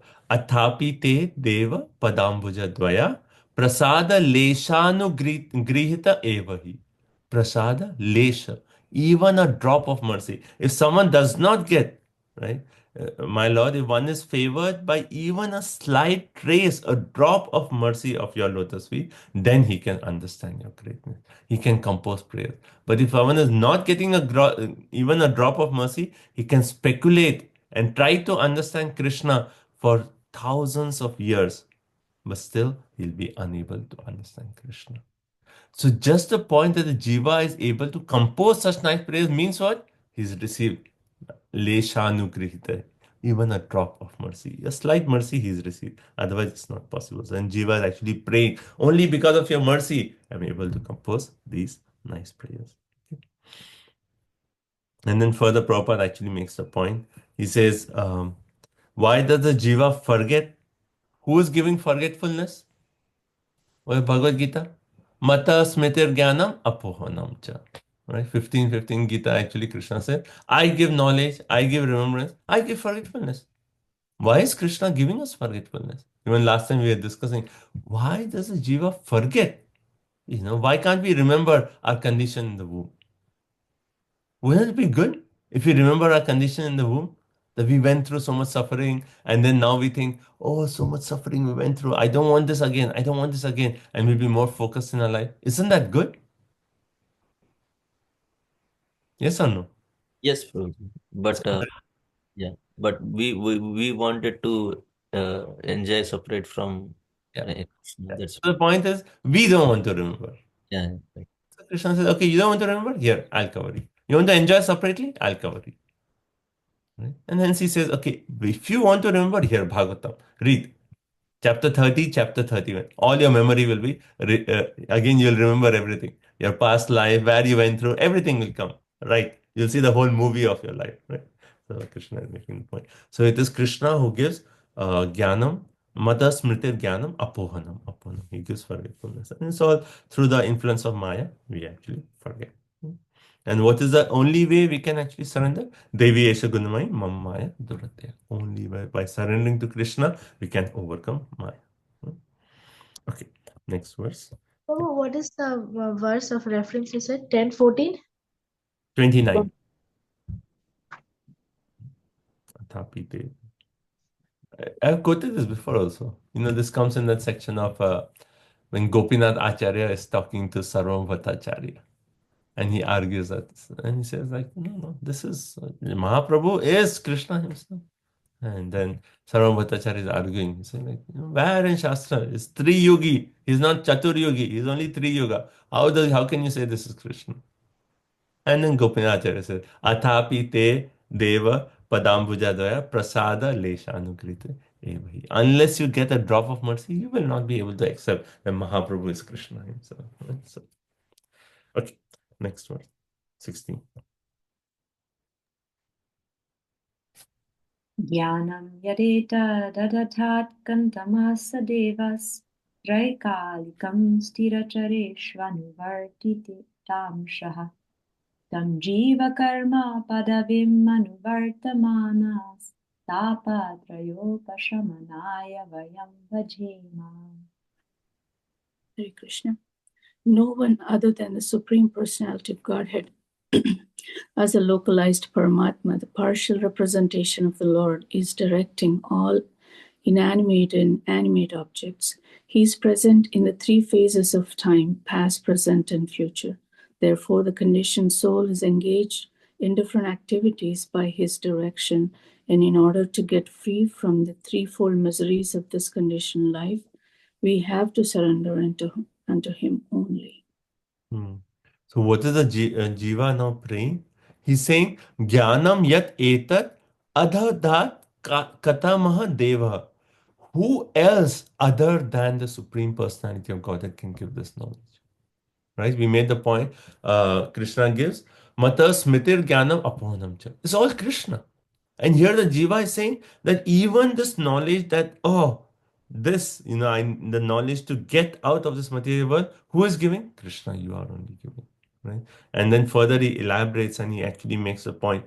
You are Trai Kalikam. You are present in three phases of time. Past, present, and future. It is only you, Krishna. Right? Sthira Chareshu Anuvartita. It is you who is dwelling in both intimate and inanimate objects. You are everywhere. You are present in past, present, future. You are in all animate, inanimate objects. You are actually present as Paramatma in everyone's heart. Tam Jiva Karma Padam. Therefore, the Jiva who is actually engaged in fruitive activities, who is actually tapatra, subjected to the threefold miseries, the only way he can get out is Upashaya Manaya Bhajema. When he actually bhaja, he worships that Supreme Personality of God. He worships this personality, he surrenders unto him. Otherwise, there is no hope for him to get out. Right? Then Prabhupada says on the purport, when the Jiva becomes seriously anxious to get out, he becomes frustrated in lording over material nature. Then the Paramatma actually, he gives the knowledge and he says, okay, here is my devotee, go, receive a Bhagavad Gita, give him a nice donation. Right? And then his journey starts. Right? So the Jiva is saying, only you, Krishna, no one else. Krishna actually includes his pure devotees also, but only Krishna.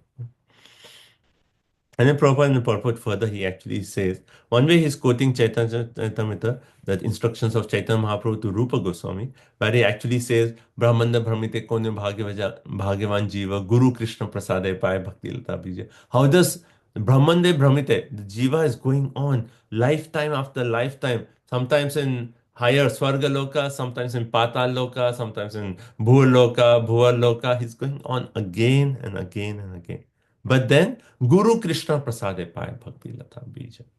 By the mercy of Guru and the mercy of Krishna, he gets that seed of devotion, Bhakti Lata Bija. And then what should one do when one gets a seed? Mali hana kare se bij aropana, shravana kirtana jale kare sechana. Mali, become a gardener. Everyone change your profession, become a gardener. And do what? You have to water that seed. You have to take care of the seed. How? By watering it with Shravana Kirtana Jale, the water of hearing and chanting.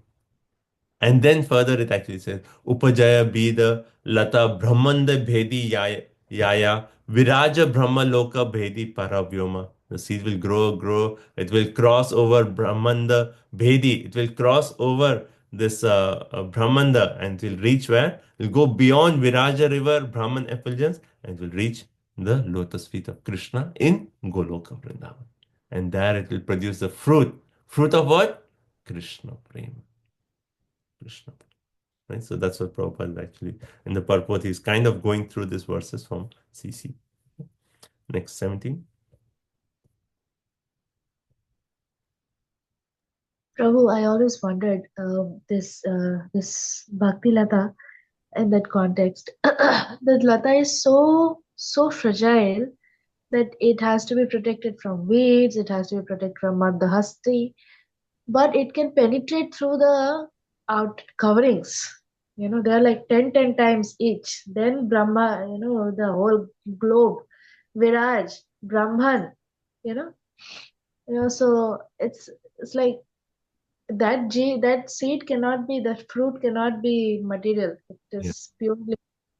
Yes, that's the whole point, that bhakti is not of this material world. It's not that anything we can do in this material world to receive bhakti, in the sense that only when we actually receive it from another bhakta, right? Only when another bhakta gives us this transcendental, because bhakti is what? We say it is Chit Shakti and Haladini Shakti together. Right? These are potencies, the internal potencies of the Lord. So unless we receive that, how is there hope for a jiva to get out? Right? So, and Prabhupada in the purport, elaborating, he actually says how the jiva is directed from within by the Paramatma and from external by Guru. Right? And the Guru is the mercy manifestation of the Supreme Personality of Godhead. Next, 17. Deyam yadeha vivare chatarangina srig vinmutra kupa patito brishatapta deha icchanito vivasitum ganayan svamasan nirvasyate kripanadhir bhagavan kadanu. Text 17. Fallen into a pool of blood, stool, and urine within the abdomen of his mother, his own body scorched by the mother's gastric fire, the embodied soul anxious to get out counts his months and prays, O my Lord, when shall I, a wretched soul, be released from this confinement?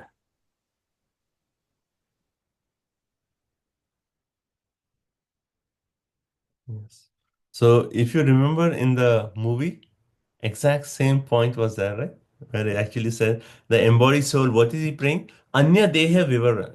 He's in Anya Dehe. He's in someone else's body, the body of his mother, right? In the abdomen of his mother's body. But there, what is his condition? Jatare Agnina. So this was there in the video where it says he's scorched by the mother's gastric fire, right? There's a fire in the stomach and the abdomen. That fire is like heat. He's scorched by that. So on one side, that is his fire. On other side, what is that? Arska Vitta Muta. So imagine one side there's all this fire, other side Kupa Patita. He's fallen in this pool of blood, stool, and urine. And then further, Icchan Itaha Vivasitam. And in this condition, the jiva is actually saying, desiring to get out from the place. Ganayan Swamasan Nirvasite. He counts, oh, how much more longer I have to suffer. When will I get out? So in the movie, they showed the moon face changing. He's counting, when will I get out? When will I get out? And then in that he says, Bhagwan Kripanadihi Kadanu. Kadanu. Oh my Lord, when shall I, a wretched soul whose Kripana, shall be released from this confinement? When will I get out of this confinement? So Prabhupada in the purport, he says, a very precarious condition of the living entity within the womb. One side, there's the heat of gastric fire. Other side, urine, stool, blood, all these discharges. And after 7 months, the child already has regained consciousness. And he's actually experiencing all this horrible condition. And then he's counting the months. Please get me out of here. This is too much suffering. I cannot bear this suffering. Get me out. Right? And then Prabhupada actually says, the living entity is already going through so much suffering just to get out. And what does the modern civilization promote? They actually promote killing the child. Imagine when Prabhupada talks of that abortion, the child is killed in the womb. So already going through so much suffering, and then what? From our Vedic Shastra, what does it mean if the child is just aborted in between? Then he is killed there, and then again what happens? That person has to enter another womb and again go through the same. And the person who's killing, what will his position be? He will also enter in the womb and get killed in the womb. It is very, very sinful activity. It's like horrible, right? So Prabhupada talks of that. And then Kripanadihi, miserly intelligence. So Prabhupada talks about this. Who is a miser and who is a Brahmana? And Prabhupada contrasts. One side you have this miser, other side is Brahmana. One is Kripana, one is Udara. Right? Miser means what? You have something, but you don't want to use it for the right purpose. And what do we have? We have this opportunity to get out. We have this human form of body, and we don't want to use it to get out of the cycle. Then we are misers. We are misers. But if we understand this knowledge and we use this human form of life for the right purpose, like if you have money and you're using it for the right purpose, then you're Udara, right? And not only you're using it for the right purpose, you're giving in charity to others. That means you're giving this knowledge to others. Then you're a Brahmana. You're a Udara. You're a Brahmana. Otherwise, everyone is Kripana, miser. Right? So that Udara, the Kripana and Udara, Prabhupada actually contrast that. Okay, 18. Drishim gatimaso dashamasya isha sangrahita purudaye bhavadrishena senaiva tushyatu kritena sadina nataha ko nama tat prativinanjalim asya kuryat. Hare Krishna 331:18. My dear Lord, by your causeless mercy, I am awakened to consciousness, although I am only 10 months old. For this causeless mercy of the Supreme Personality of Godhead, the friend of all fallen souls, there is no way to express my gratitude but to pray with folded hands. Hare Krishna. So, one way the child is praying, "Oh Krishna, get me out, I'm suffering. And then Krishna is saying, so you are actually suggesting that I am merciless? I am not showing any mercy upon you? And then the Jiva, in response to that, he answers this verse. And he says, Isha, O Lord, yena idrisham gatim asu dasha masya. I have actually been awakened to this consciousness. I am able to pray to you even though I am dasha masaha. I am only 10 months. It's interesting in this section of Bhagavatam, we talk of pregnancy 9 months, right? Here it is saying 10 months. And we can say how Kali progresses, even this time will actually reduce. Right? So here it's all compared 10 months, right? So the Jiva is saying, I am awakened to consciousness, even though I'm 10 months, I'm able to pray to you. And why is that? Purudayana. The Lord is saying, you think I'm merciless, that I'm keeping you here? And the Jiva says, no. You are so merciful that you're giving me an opportunity to pray, even though I'm only 10 months. And Purudayana, that's your mercy. And Bhavadrashena, that mercy you're given is so rare even for the demigods. It is all your mercy. Therefore, what? And your Dinanatha, your refuge of all fallen souls. Therefore, what? Svena eva tashtutu kritena. You be pleased by the acts of your own mercy. The Jiva is saying, you are so merciful. You be pleased by your acts of mercy. What can I do? What can I do? The only thing I can do is Veena Anjalim. I can just fold my hands and Ka Nam Tatta Prati. How can we ever repay the mercy? The Jiva is saying, you are so merciful that you're giving me this opportunity to pray. How can we ever repay that? All I can do is stand with you with folded hands and actually say, you be pleased by your own mercy. I can never repay the debt that of Krishna's mercy. And Prabhupada makes this point in the purport that we should always feel very much obliged to the Lord. Right? And why is this? Imagine in a relationship, even in this material world, there's a relationship between two people, and one person is always there and he's providing for the other person, taking care of the other person. But the other person is, no, no, I don't need you. I don't need you. I don't need you. I want to work independently. I don't need you. Again, and the person is still like, no, no, still, I will take care of you. I will nourish you. I will protect you. I will do everything for you. But still, this person is rejecting, rejecting, rejecting. How much, when we realize how much we should be obliged to that personality.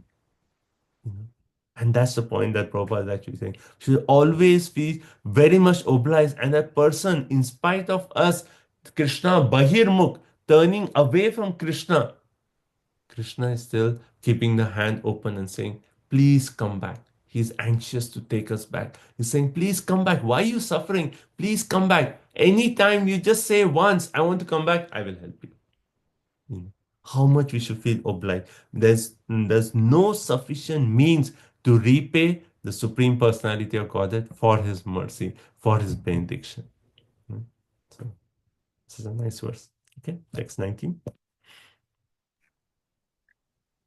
Pashyatyayam dishanaya nanu sapta vadrihi sharirakedama sharira parasvadehe yat shristaya santamaham purusham puranam pashye bahirridi cha chaityam nivapratitam.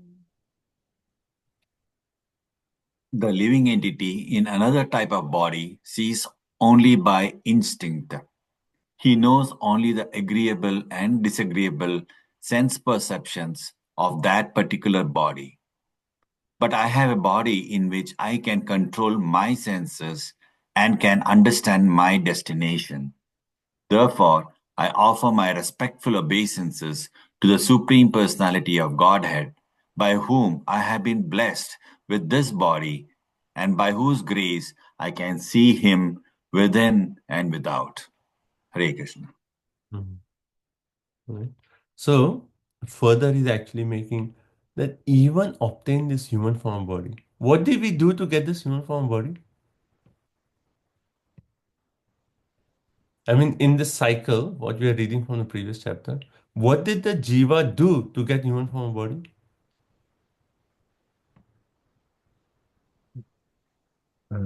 Nothing. I think it was mentioned, right, that it comes naturally through the evolution process. The jiva did not do anything to get that. It is just that system where the Lord is again and again giving that opportunity. Take human form of body, and in this body, you can actually come back to me.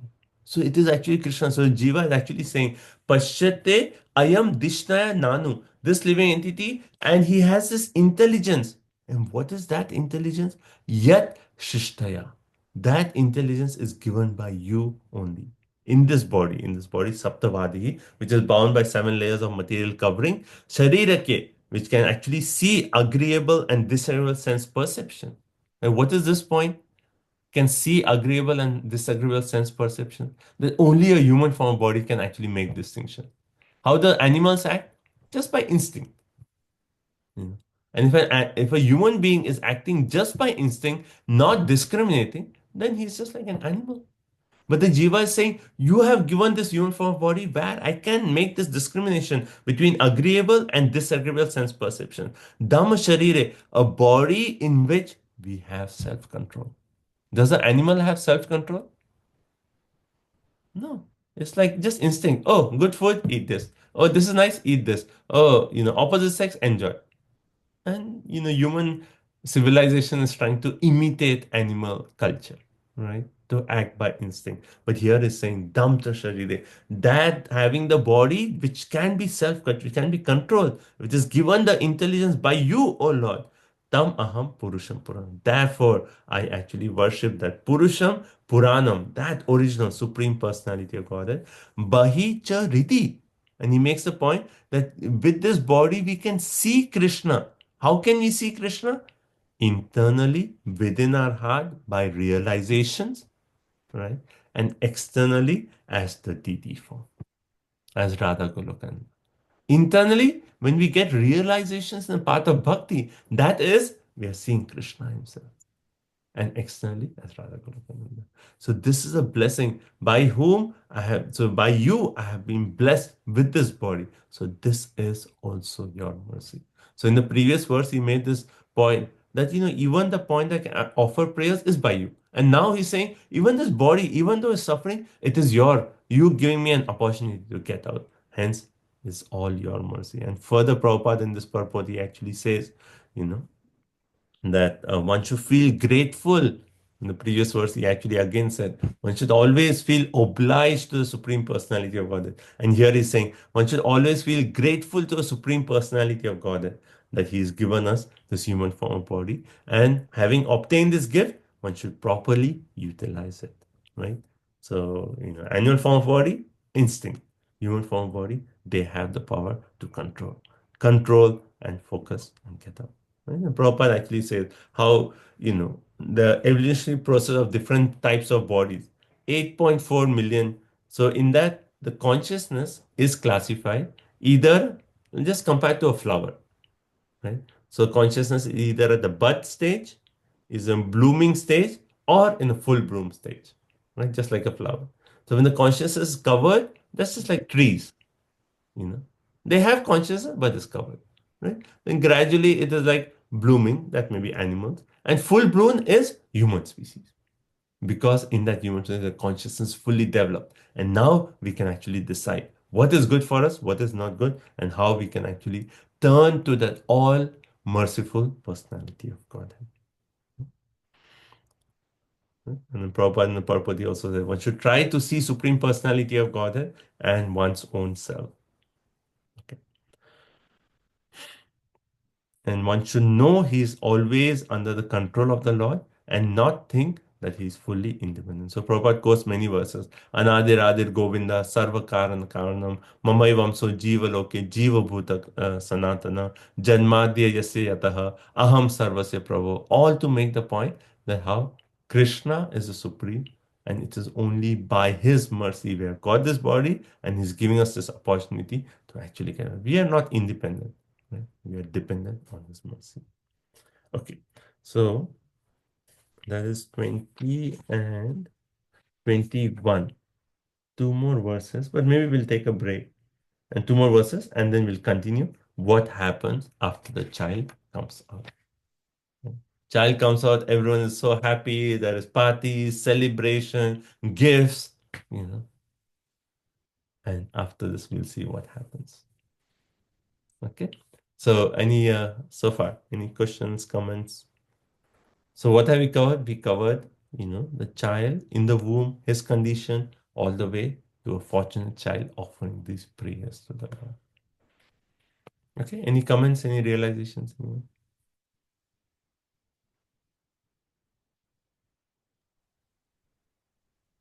I like that mood of gratitude that the living entity is expressing.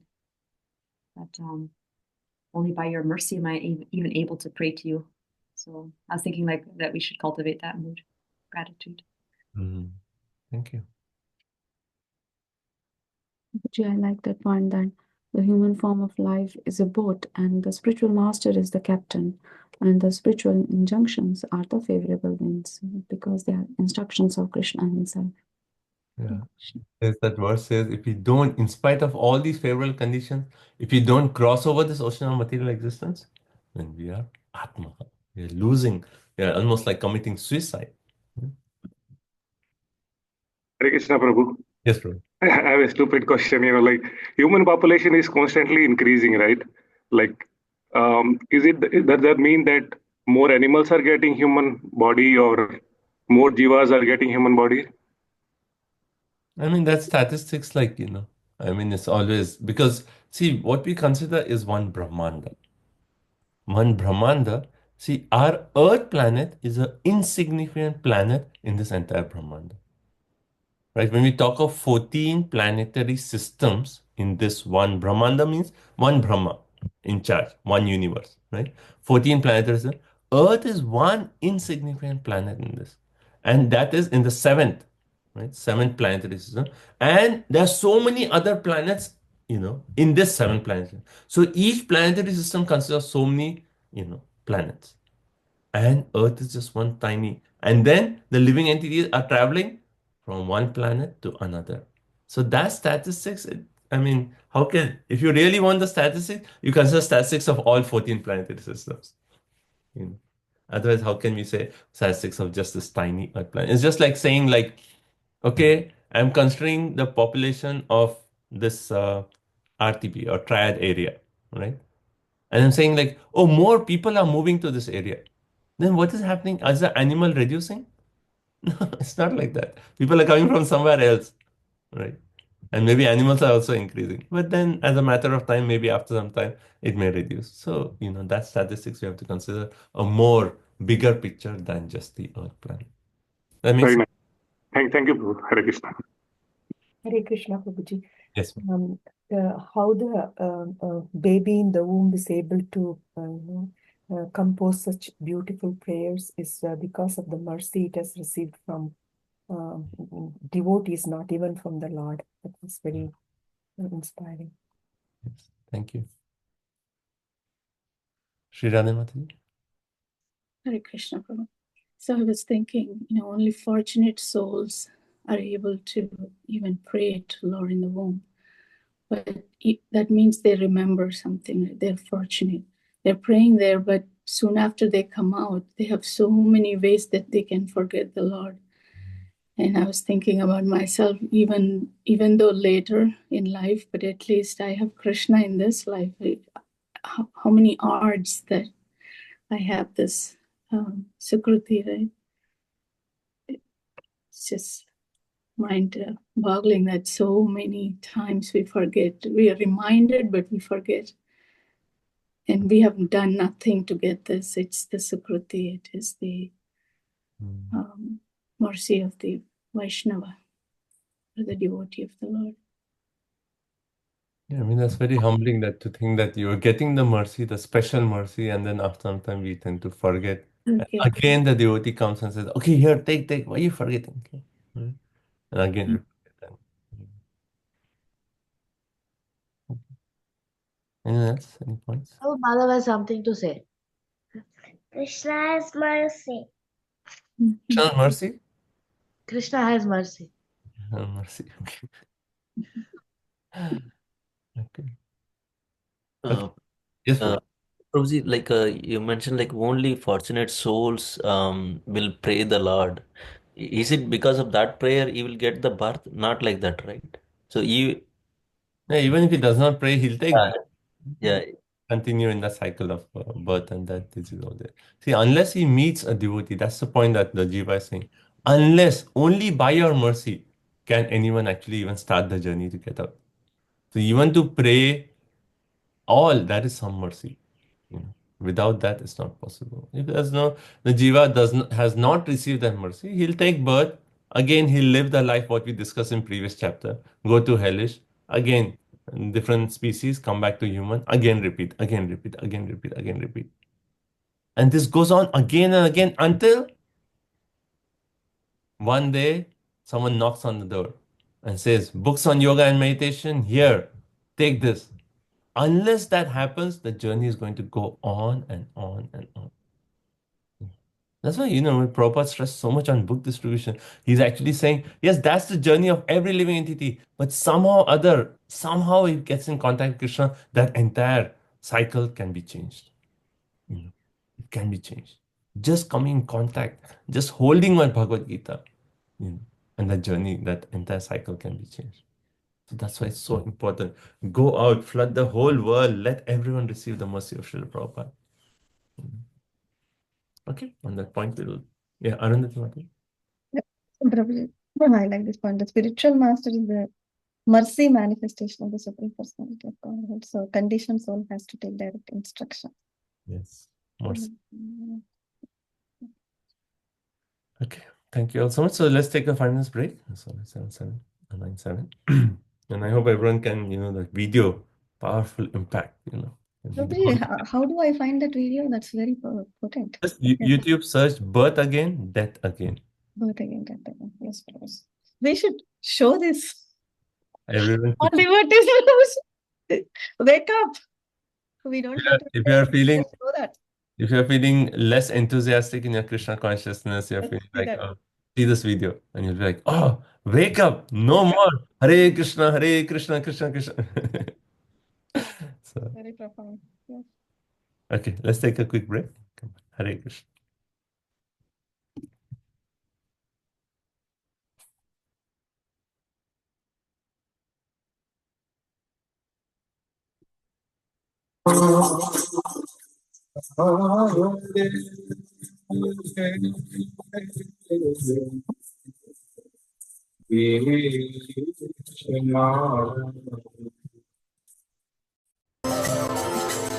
Krishna Krishna Hare Hare Hare Rama Hare Rama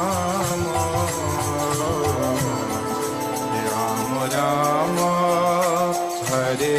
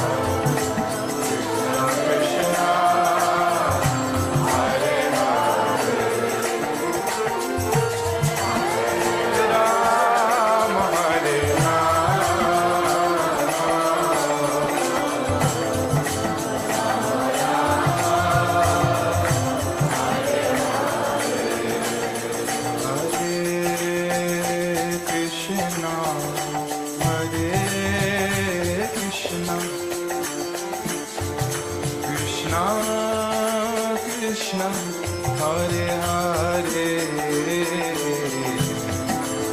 Hare Rama Hare Rama Rama Rama Hare Hare Hare Krishna Hare Krishna Krishna Krishna Hare Hare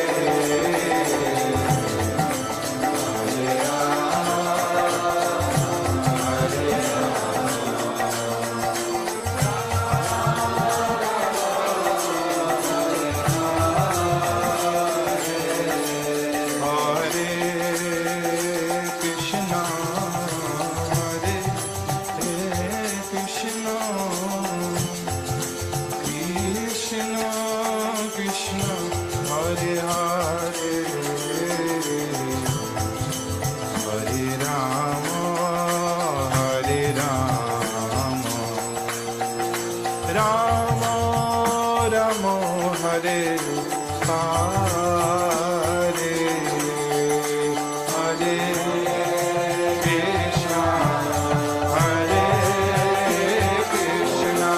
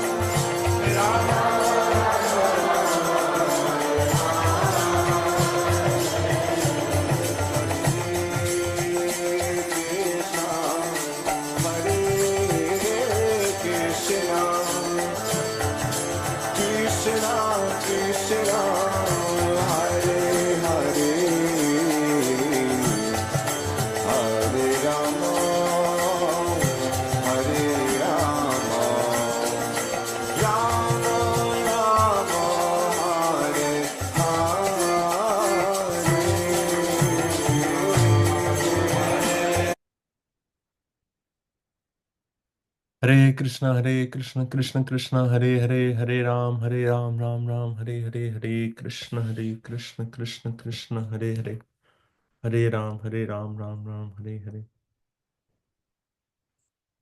Okay, Hare Krishna, everyone. So please come back. We'll continue. 2 more prayers, and then we'll continue the journey of the Jiva. Okay, so we are text number 20.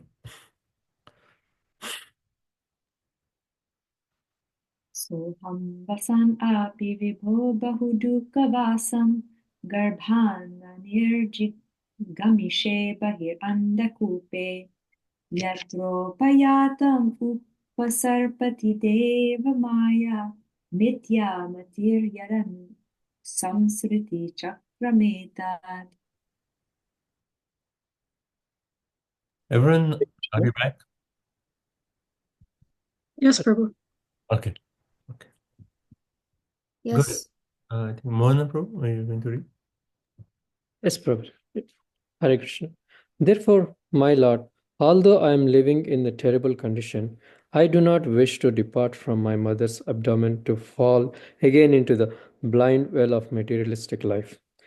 Pure external energy called Deva Maya at once captures the newly born child and immediately false identification, which is the beginning of the cycle of constitutional birth and death begins.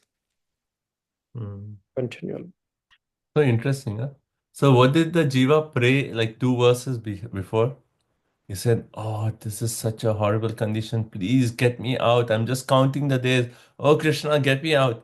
And then the last 2 verses, he actually said, "Oh, actually, Krishna, you're so merciful that you're allowing me to make this prayer. You have given me this body. They have given me this opportunity to get out." And then here, what is he praying? He's saying, "Oh Lord, oh Vibhu, that although saham varsham, I am living entity, bahu dukkha vasam, I'm in this condition where there's so many miseries, garbhat na nirjigam mise." What does he say? In spite of I being in such a condition, I do not wish to depart outside this moon. And previously he just prayed, right? I'm counting to get out. Now he's praying, actually, I don't want to get out. Why? Because in this condition, even though I am suffering, I am actually praying to you. Right? And this is also like, how we see in Bhagavatam, again and again, this point about like, Queen Kunti praying, "Oh, let their problems be, because problems are there, then you are there, oh Krishna." And then Bhishma Dev, again, making the points of problems. And whole Bhagavatam is actually, making this point that if problems are there and if you're remembering Krishna, then actually problems are better than no problems, right? So similar Jiva, even in the womb, he's actually praying that right now, yes, it's a horrible condition, but at least I'm praying to you. Then if I come out, then what happens? Andakupe, I'll fall in this Andakupe, in this blind well. When I come out, I'll be fall in this blind well. Why? Upasarmati. I'll be captured by Deva Maya. As soon as I come out, I'll be captured by your Deva Maya energy. And then Mithya Matihi. Then I'll be subjected to false ego, and then Samsmritim Chakra. I'll again go back in the cycle of birth, death, old age, disease. So which is better? Staying within or getting out? Right? So Jiva is saying that initially I was praying for this, but now I see that, that I'm right now praying. If I come out, then Maya will actually take over. Right? So Prabhupada makes a point in the purport that in the womb, yes, there's a horrible condition, but the benefit is he's actually praying with that repentant heart. We talked about the importance of the repentant heart, right? So here the Jiva is actually praying in that mood of repentant heart. He's really praying, "Krishna, please," he's playing in that nice mood. Right? But outside he comes out, immediately Maya will overpower him, and everyone will be like, "Oh, you are so and so." As soon as you come out, then you get a stamp. Your name is so and so. You belong to so and so family. And what all that does gives us this false identification. I belong to this family. This is my last name. This is my first name. I'm born in so and so country. All these false identifications are stamped on us. And immediately we are under the grasp of Maya. And Prabhupada gives how Sukadev Goswami, he stayed in the womb just for this reason for 16 years. 16 years he was staying in the womb just because of this. That he said, like, as soon as I come out, I'll be captured by Maya. So better I'm here. 16 years. And then finally Krishna had to come and say, no, it's okay. Come out. I'll protect you. And he came out. And what did he do? Immediately he, what's that verse? Yam pravajantam anupetya apetya krityam dwapayano viraha kataro ajuhaya putreti tan mayataya tarova bhinetas tam sarva bhuta hridayam muni anatosmi. Right?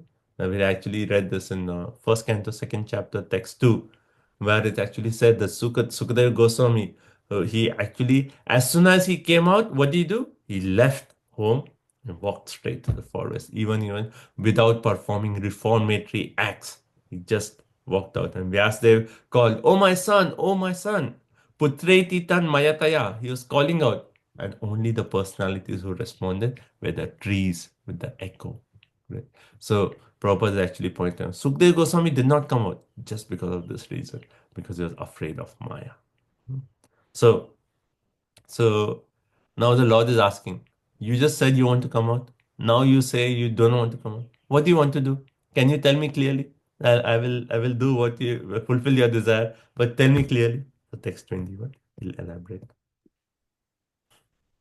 Yasmadaham vikata viklava udharishya atmanamashutamasa suridatmanaiva bhuyo yata vyasanam etadanekarandraм mame bhavishyad upasadita vishnupadaha.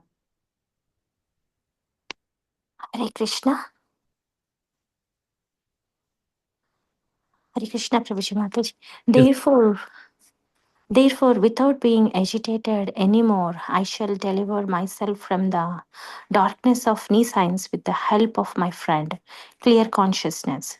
Simply by keeping the lotus feet of Lord Vishnu in my mind, I shall be saved from entering into the wombs of many mothers for repeated birth and death. Hare Krishna. Thank you, Prabhuji.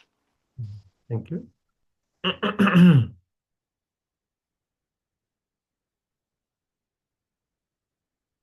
Right. So basically, what is he praying finally? Tasma, therefore. Right? He's saying, take me out. And then he said, no, don't take me out. Now he's saying, therefore, aham vigata viklava. No, I don't want to get agitated whether I should come out or not. I don't want to get that agitation. But what I want to do, udarishe atmanam asu tamasaha. I shall very quickly deliver myself from this entire condition. Inside or outside, both places have misery. Inside the womb is misery, outside is also misery. But I will quickly deliver myself from this misery. How? Sureda Atmana. By here Prabhupada actually says, with the help of my friend, which is actually friendly intelligence or clear consciousness. That means what Prabhupada explains in the purport, that you become my chariot driver. Inside or outside doesn't matter. You become my chariot driver. Just like you became the chariot driver for Arjun, you become my chariot driver. And then Bhuya Yatha Vyasanam Aneka Randam. No. So that again, I may not have this condition of entering into many wombs. Me Bhavishyat Upasadita Vishnupada. I will place the lotus feet of you, my Lord, in my mind. And you become my chariot driver. And wherever you want to take me, I will just go. But I will always have your lotus feet in my mind. And by that, I will give up this plight of entering many wombs. Right? So finally, that's the point.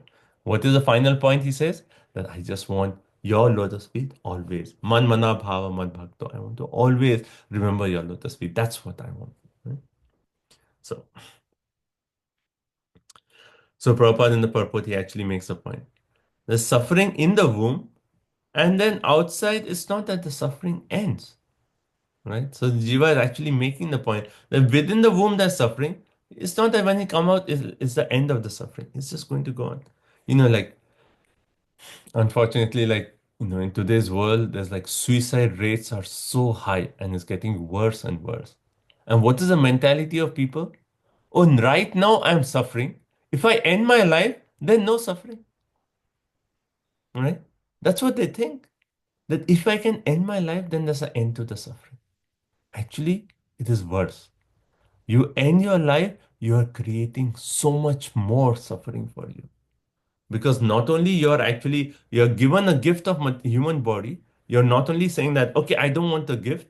By you committing the suffering, you will first of all get maybe a subtle body, you become a ghost, or just hover around until your lifespan is there. And because of the sin of committing a suicide, again so much sinful reactions will be there. Plus you have to enter another womb, again go through all the suffering, and then again continue. There's no end to the suffering. Suicide is not an end to the suffering. And what is the real end to the suffering? The only solution from previous chapter and this chapter, there's only one solution. Develop your Krishna consciousness. Reading the previous chapter and this chapter, we just come to one point, that the only way to get out is to develop our Krishna consciousness. And here he says, Upasadita Vishnu Pada. And that is finally we want to place the lotus feet of Krishna in our mind. Always our mind should be absorbed in Krishna. Only Krishna. Prabhupada says, only Krishna consciousness can save us from this repetition of birth and death.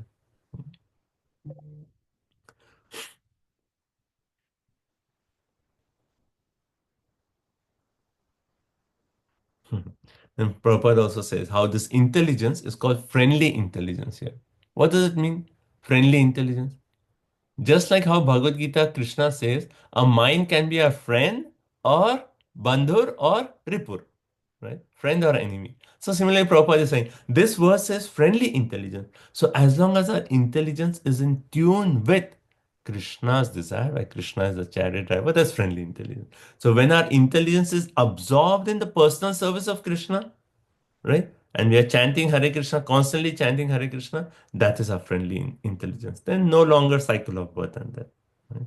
But if our intelligence is again taking us to try to make arrangements to satisfy our sense desire, then it is enemy. And then Prabhupada finally, in the last part of his purport, he makes this point that how can a child be fully Krishna conscious without any paraphernalia? He's making the point the child is saying, either I'm here or outside, I just want to be always absorbed in your lotus feet. How will the child within the womb have the paraphernalia to perform devotional service? And then Prabhupada makes the point, there is no material arrangement needed to cultivate Krishna consciousness. Anywhere and everywhere, while sleeping, while working, while in the womb, while out of the womb, whatever is our condition, Krishna consciousness cannot be checked by any external condition. Anywhere and everywhere, as long as we can chant the holy name, we can chant Hare Krishna, always think of Krishna, perfect. Right? So he's making the point, external condition does not matter. Right? What really matters is state of consciousness. And in the womb, his state of consciousness is so pure, so he's saying, I want to always maintain this consciousness. Inside or outside, doesn't matter. I want to have this consciousness. Okay, everyone following? Yeah. Okay, so this is the end of the prayer. So what is the final part of prayer? That you become my chariot driver. Let me always be absorbed in your lotus feet. Nice prayers. And full Bhagavatam is prayers. And now you're reading the prayers of the child in the womb. They're beautiful. Okay. So we're ready to proceed. Now the child is born. Now all the celebrations, right? So let's see what happens. Okay, we'll just a few more verses and we'll stop.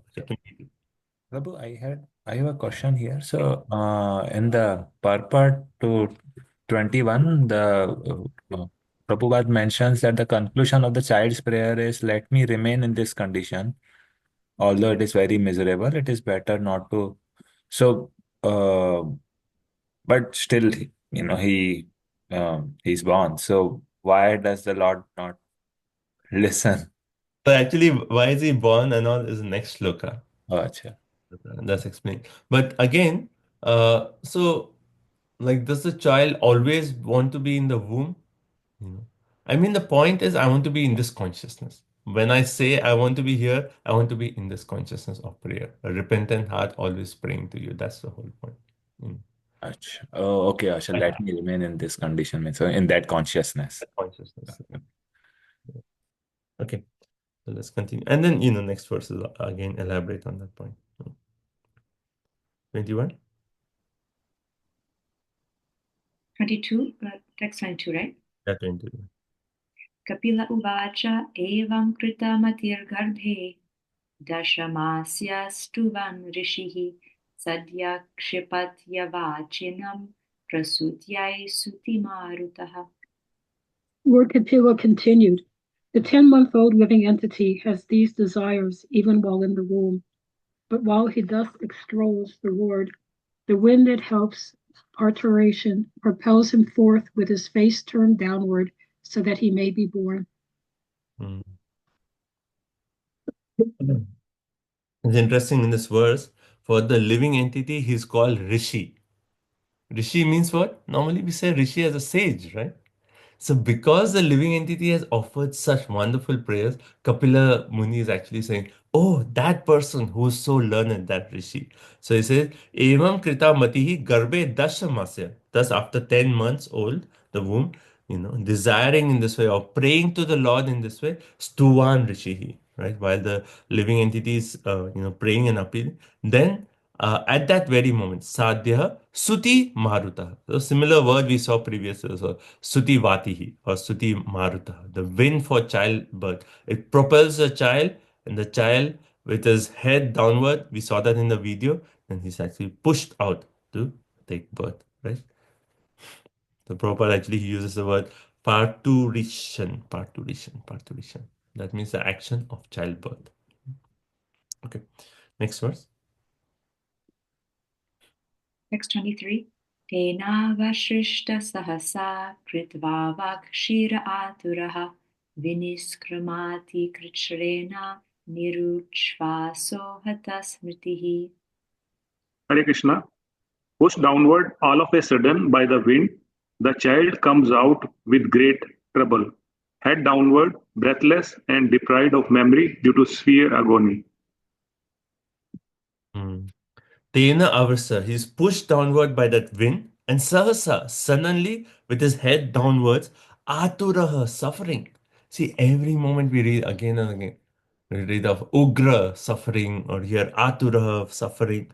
He comes out with great trouble, Krichrena, with great trouble. And when he comes out, he is Niruchashraha, he is breathless, and then Hata Smritihi. I mean, imagine all these prayers, and then here it says what? Hata Smriti. Again, his memory is bewildered, right? Why it is bewildered? He's deprived of memory because of all the pain. Just that pain of that childbirth, where he's like breathless and he's in this condition with head downward, the breathing system almost completely stops. Prabhupada makes the point, and trouble so severe, the child comes out dead or almost dead, right? I mean, just a proof of this. Any child who comes out, first is what the child does? Cries. I mean, why have you ever seen a child coming out and laughing and like, oh, welcome to the world, I am so happy? The child does not cry, this is some medical problem. But this, why does the child cry? Because it's going through all this agony, this suffering. And it's like, oh, just crying in the womb and comes out and it's just like crying. And then Maya has to like, no, it's okay. Good child, right? Okay, then next, what happens? 24.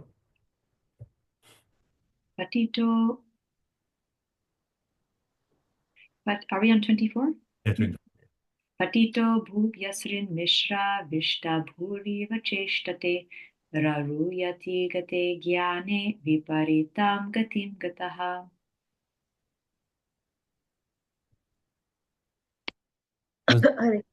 The child thus falls on the ground, smeared with stool and blood, and plays just like a worm germinated from the stool.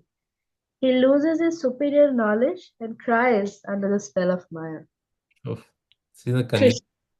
Saying that Patita Bhuvi, the child falls on the earth, Just like the comparison is given like a worm in a stool, and he's smeared with blood, and he moves his limbs like a worm. And then ro ruyate, he cries loudly, and gate gyane, his wisdom is lost. Imagine like all these prayers and wisdom lost. And here it says viparitam gatim, and he enters into viparitam, spell of Maya. So Prabhupada, actually Vishwanath Chakravarti Thakur to this verse, he explains that even devotees, because of all this pain, they forget all the trouble. But because they have already prayed, they had that knowledge, at some point in their life, as soon as they come in contact with the devotee, all that knowledge is revived. All those prayers, that spiritual sukriti is revived. But at this moment, they forget. So, 25th.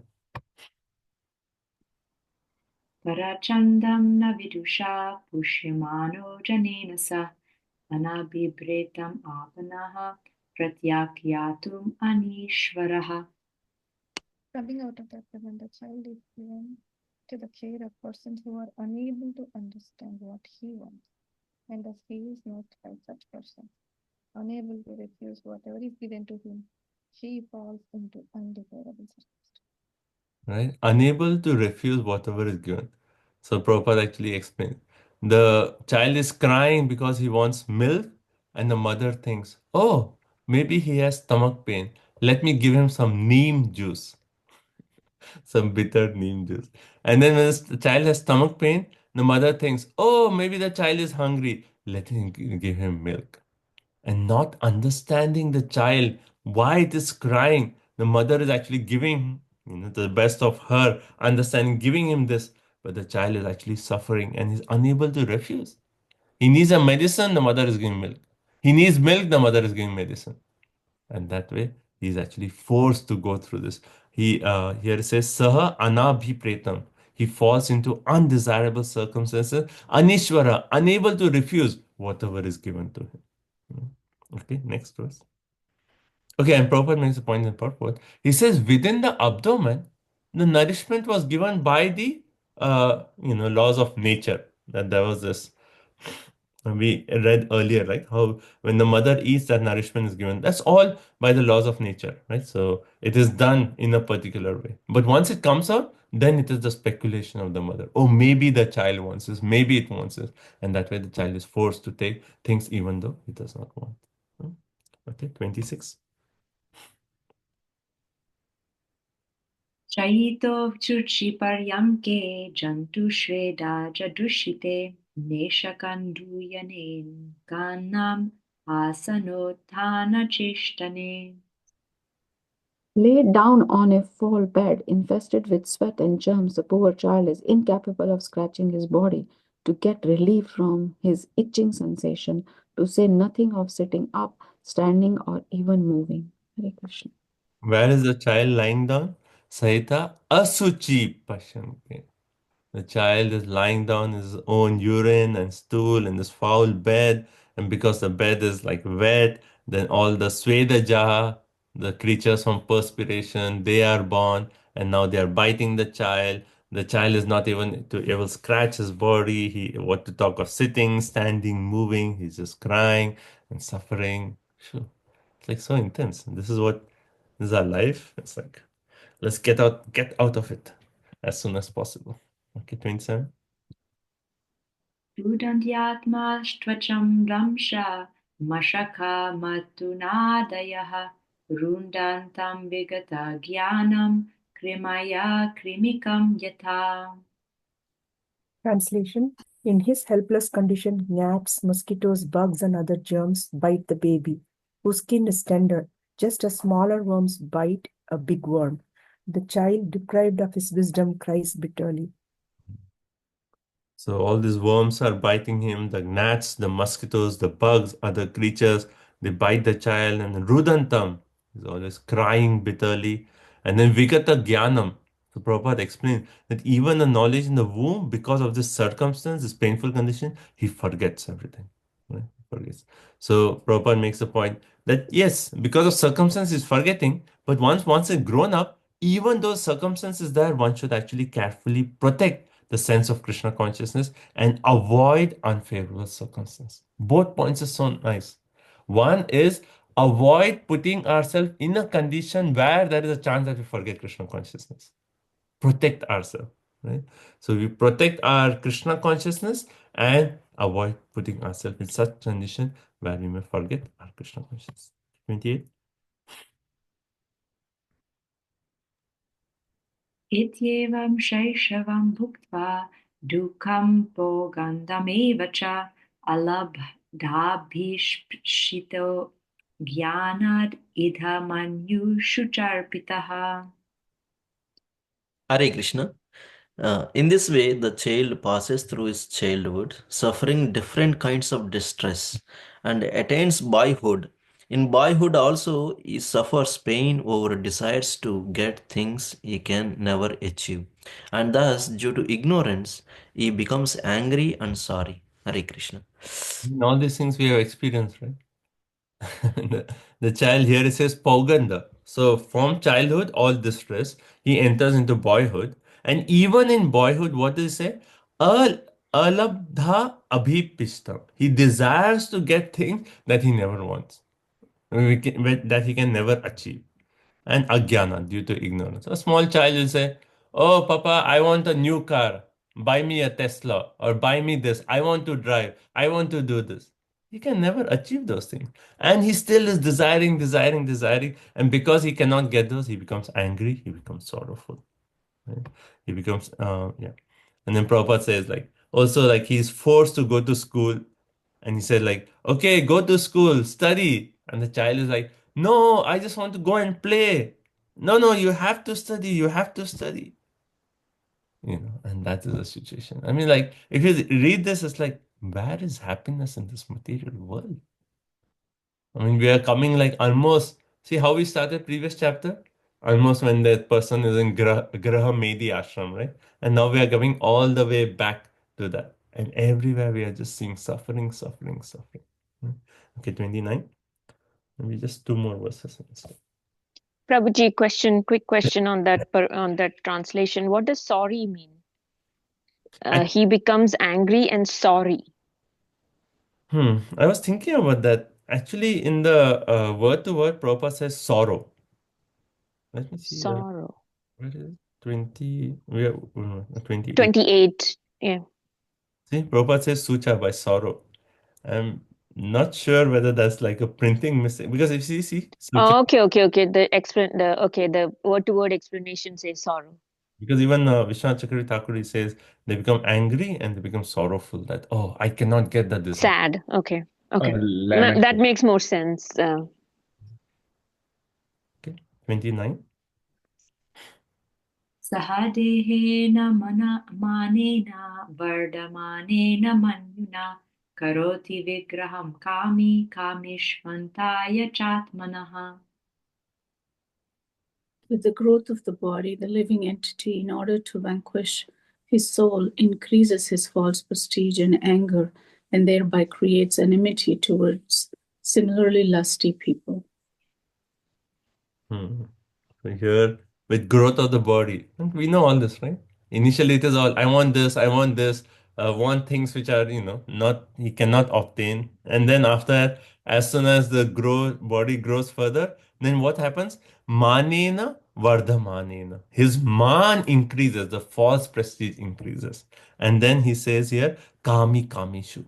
He becomes envious of other lusty people. Lust develops then. And immediately he's like, oh, that person is there, boyfriend, girlfriend, all those things happen, right? So it's just illusion after illusion. And here it says, Manyuna karoti vigraham.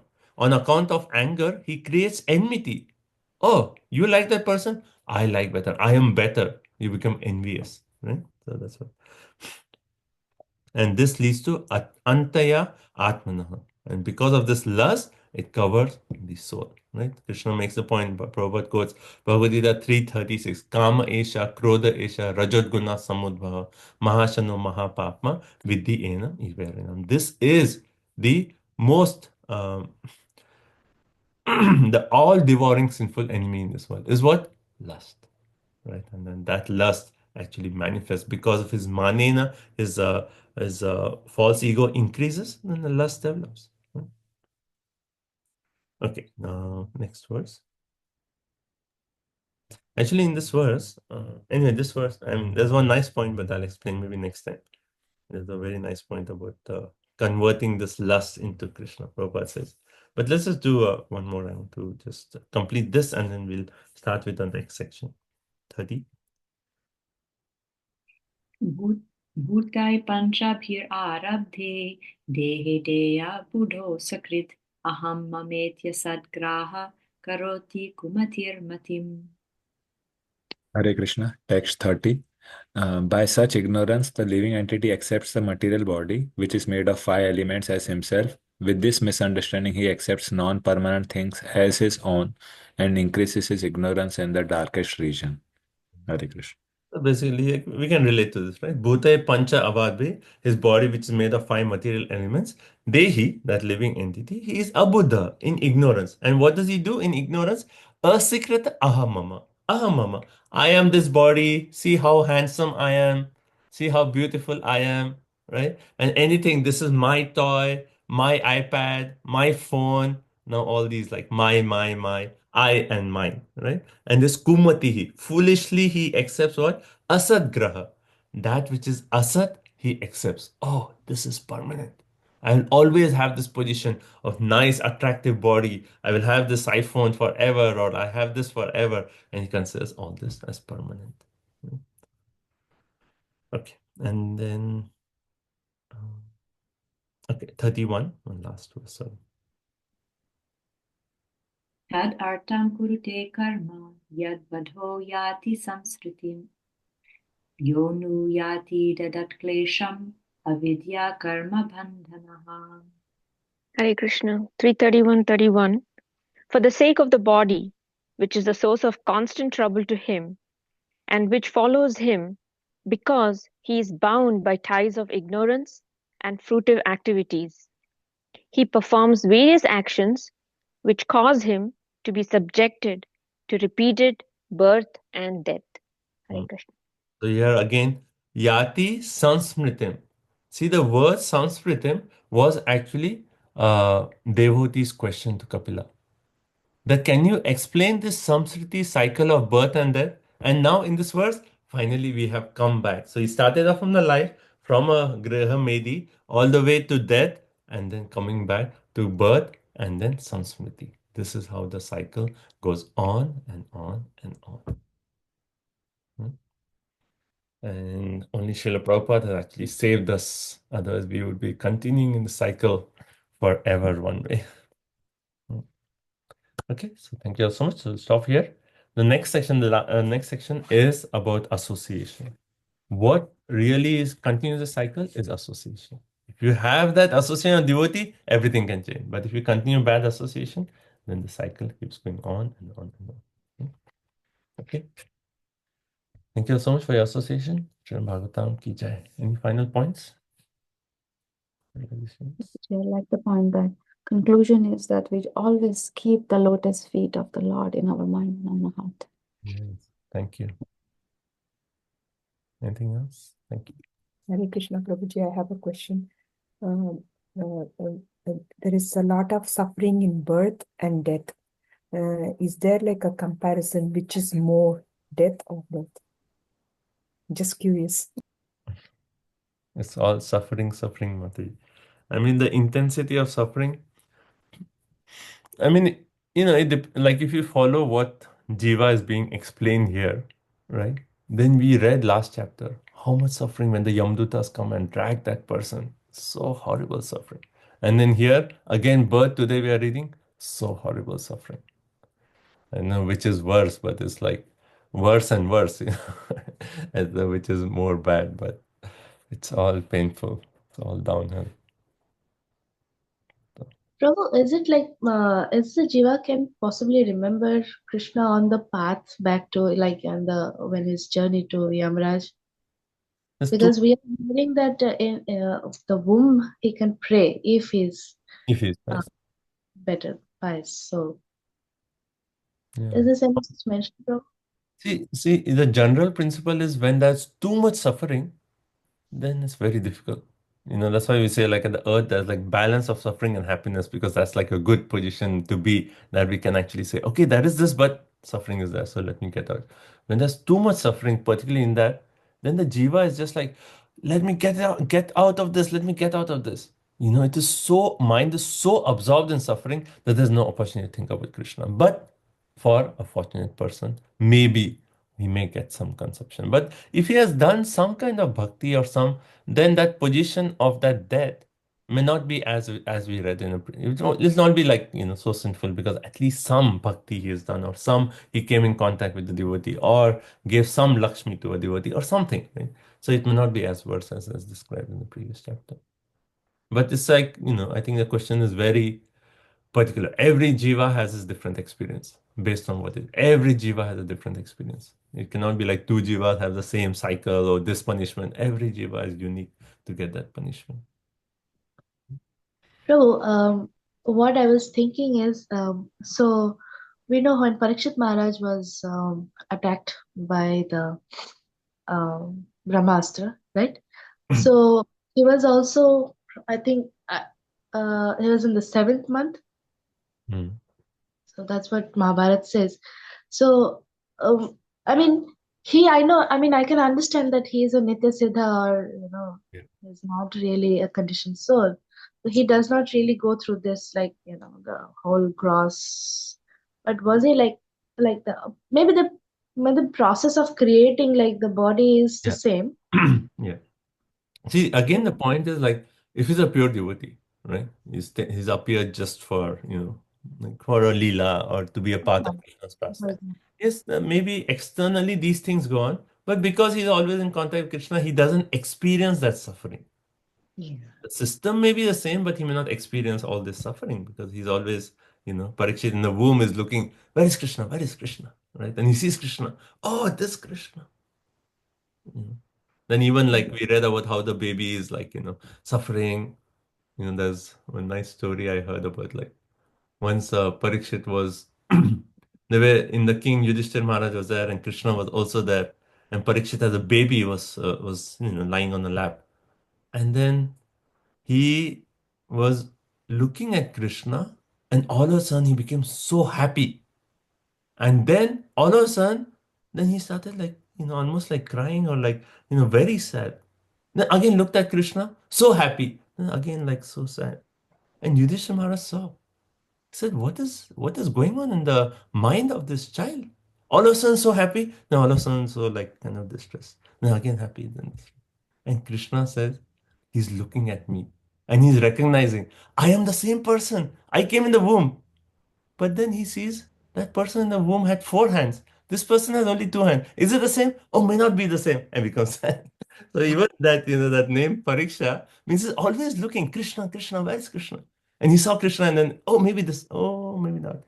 So their experience, externally it may appear they are going through the phase of a childbirth, a baby.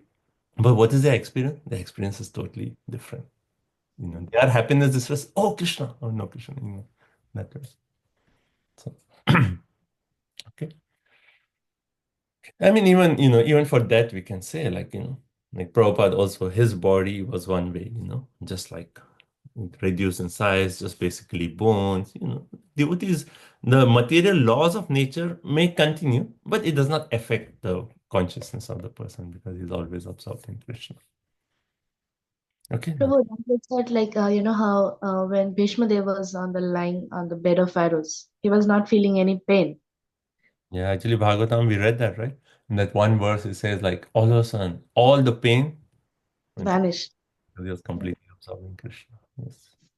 Prabhu, the last verse we read, one statement by Prabhupada, he said, it's vanquished the soul. The last verse or just a verse before. It's like, it's so powerful, like, Which is what? Atma something, Prabhu,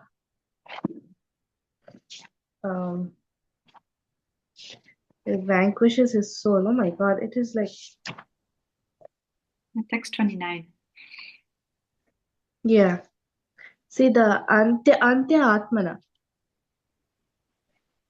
The last line of 29, Prabhu. Kameshwa Antya Cha Atmana. So that is how the lust actually, it actually vanquishes soul. And that's why the Prabhupada goes at Kamesha. The most sinful enemy for everyone is lust. And lust actually one way vanquishes because one way we can say Atma is part and parcel of Krishna, but what is that that's covering it? It is this Atma, this lust. And then Bhagavad Gita talks of three layers of covering, right? In Bhagavad Gita, right? So it could be less, more, or worse. But that's what vanquishes the spiritual nature, lust. Prabhuji, so it means the spiritual nature of the soul, not the soul vanquishing. Yeah. I didn't, yeah, right? The nature of the soul. Right? Yeah, Soul is Satchidananda. eternal. Yeah, so vanquishing, spiritual nature.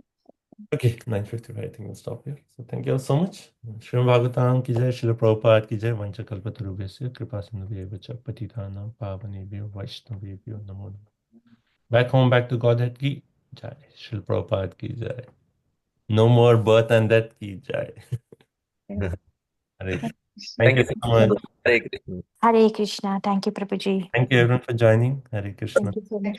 Thank you, Prabhuji. Hare Thank you so Krishna. much, Prabhuji. Hare Krishna. Hare Krishna. Thank you, Prabhuji. Thank you for joining, Prabhu. Hare Krishna. Hare Krishna, Prabhuji. Thank you so much. Thank you. Hare Krishna.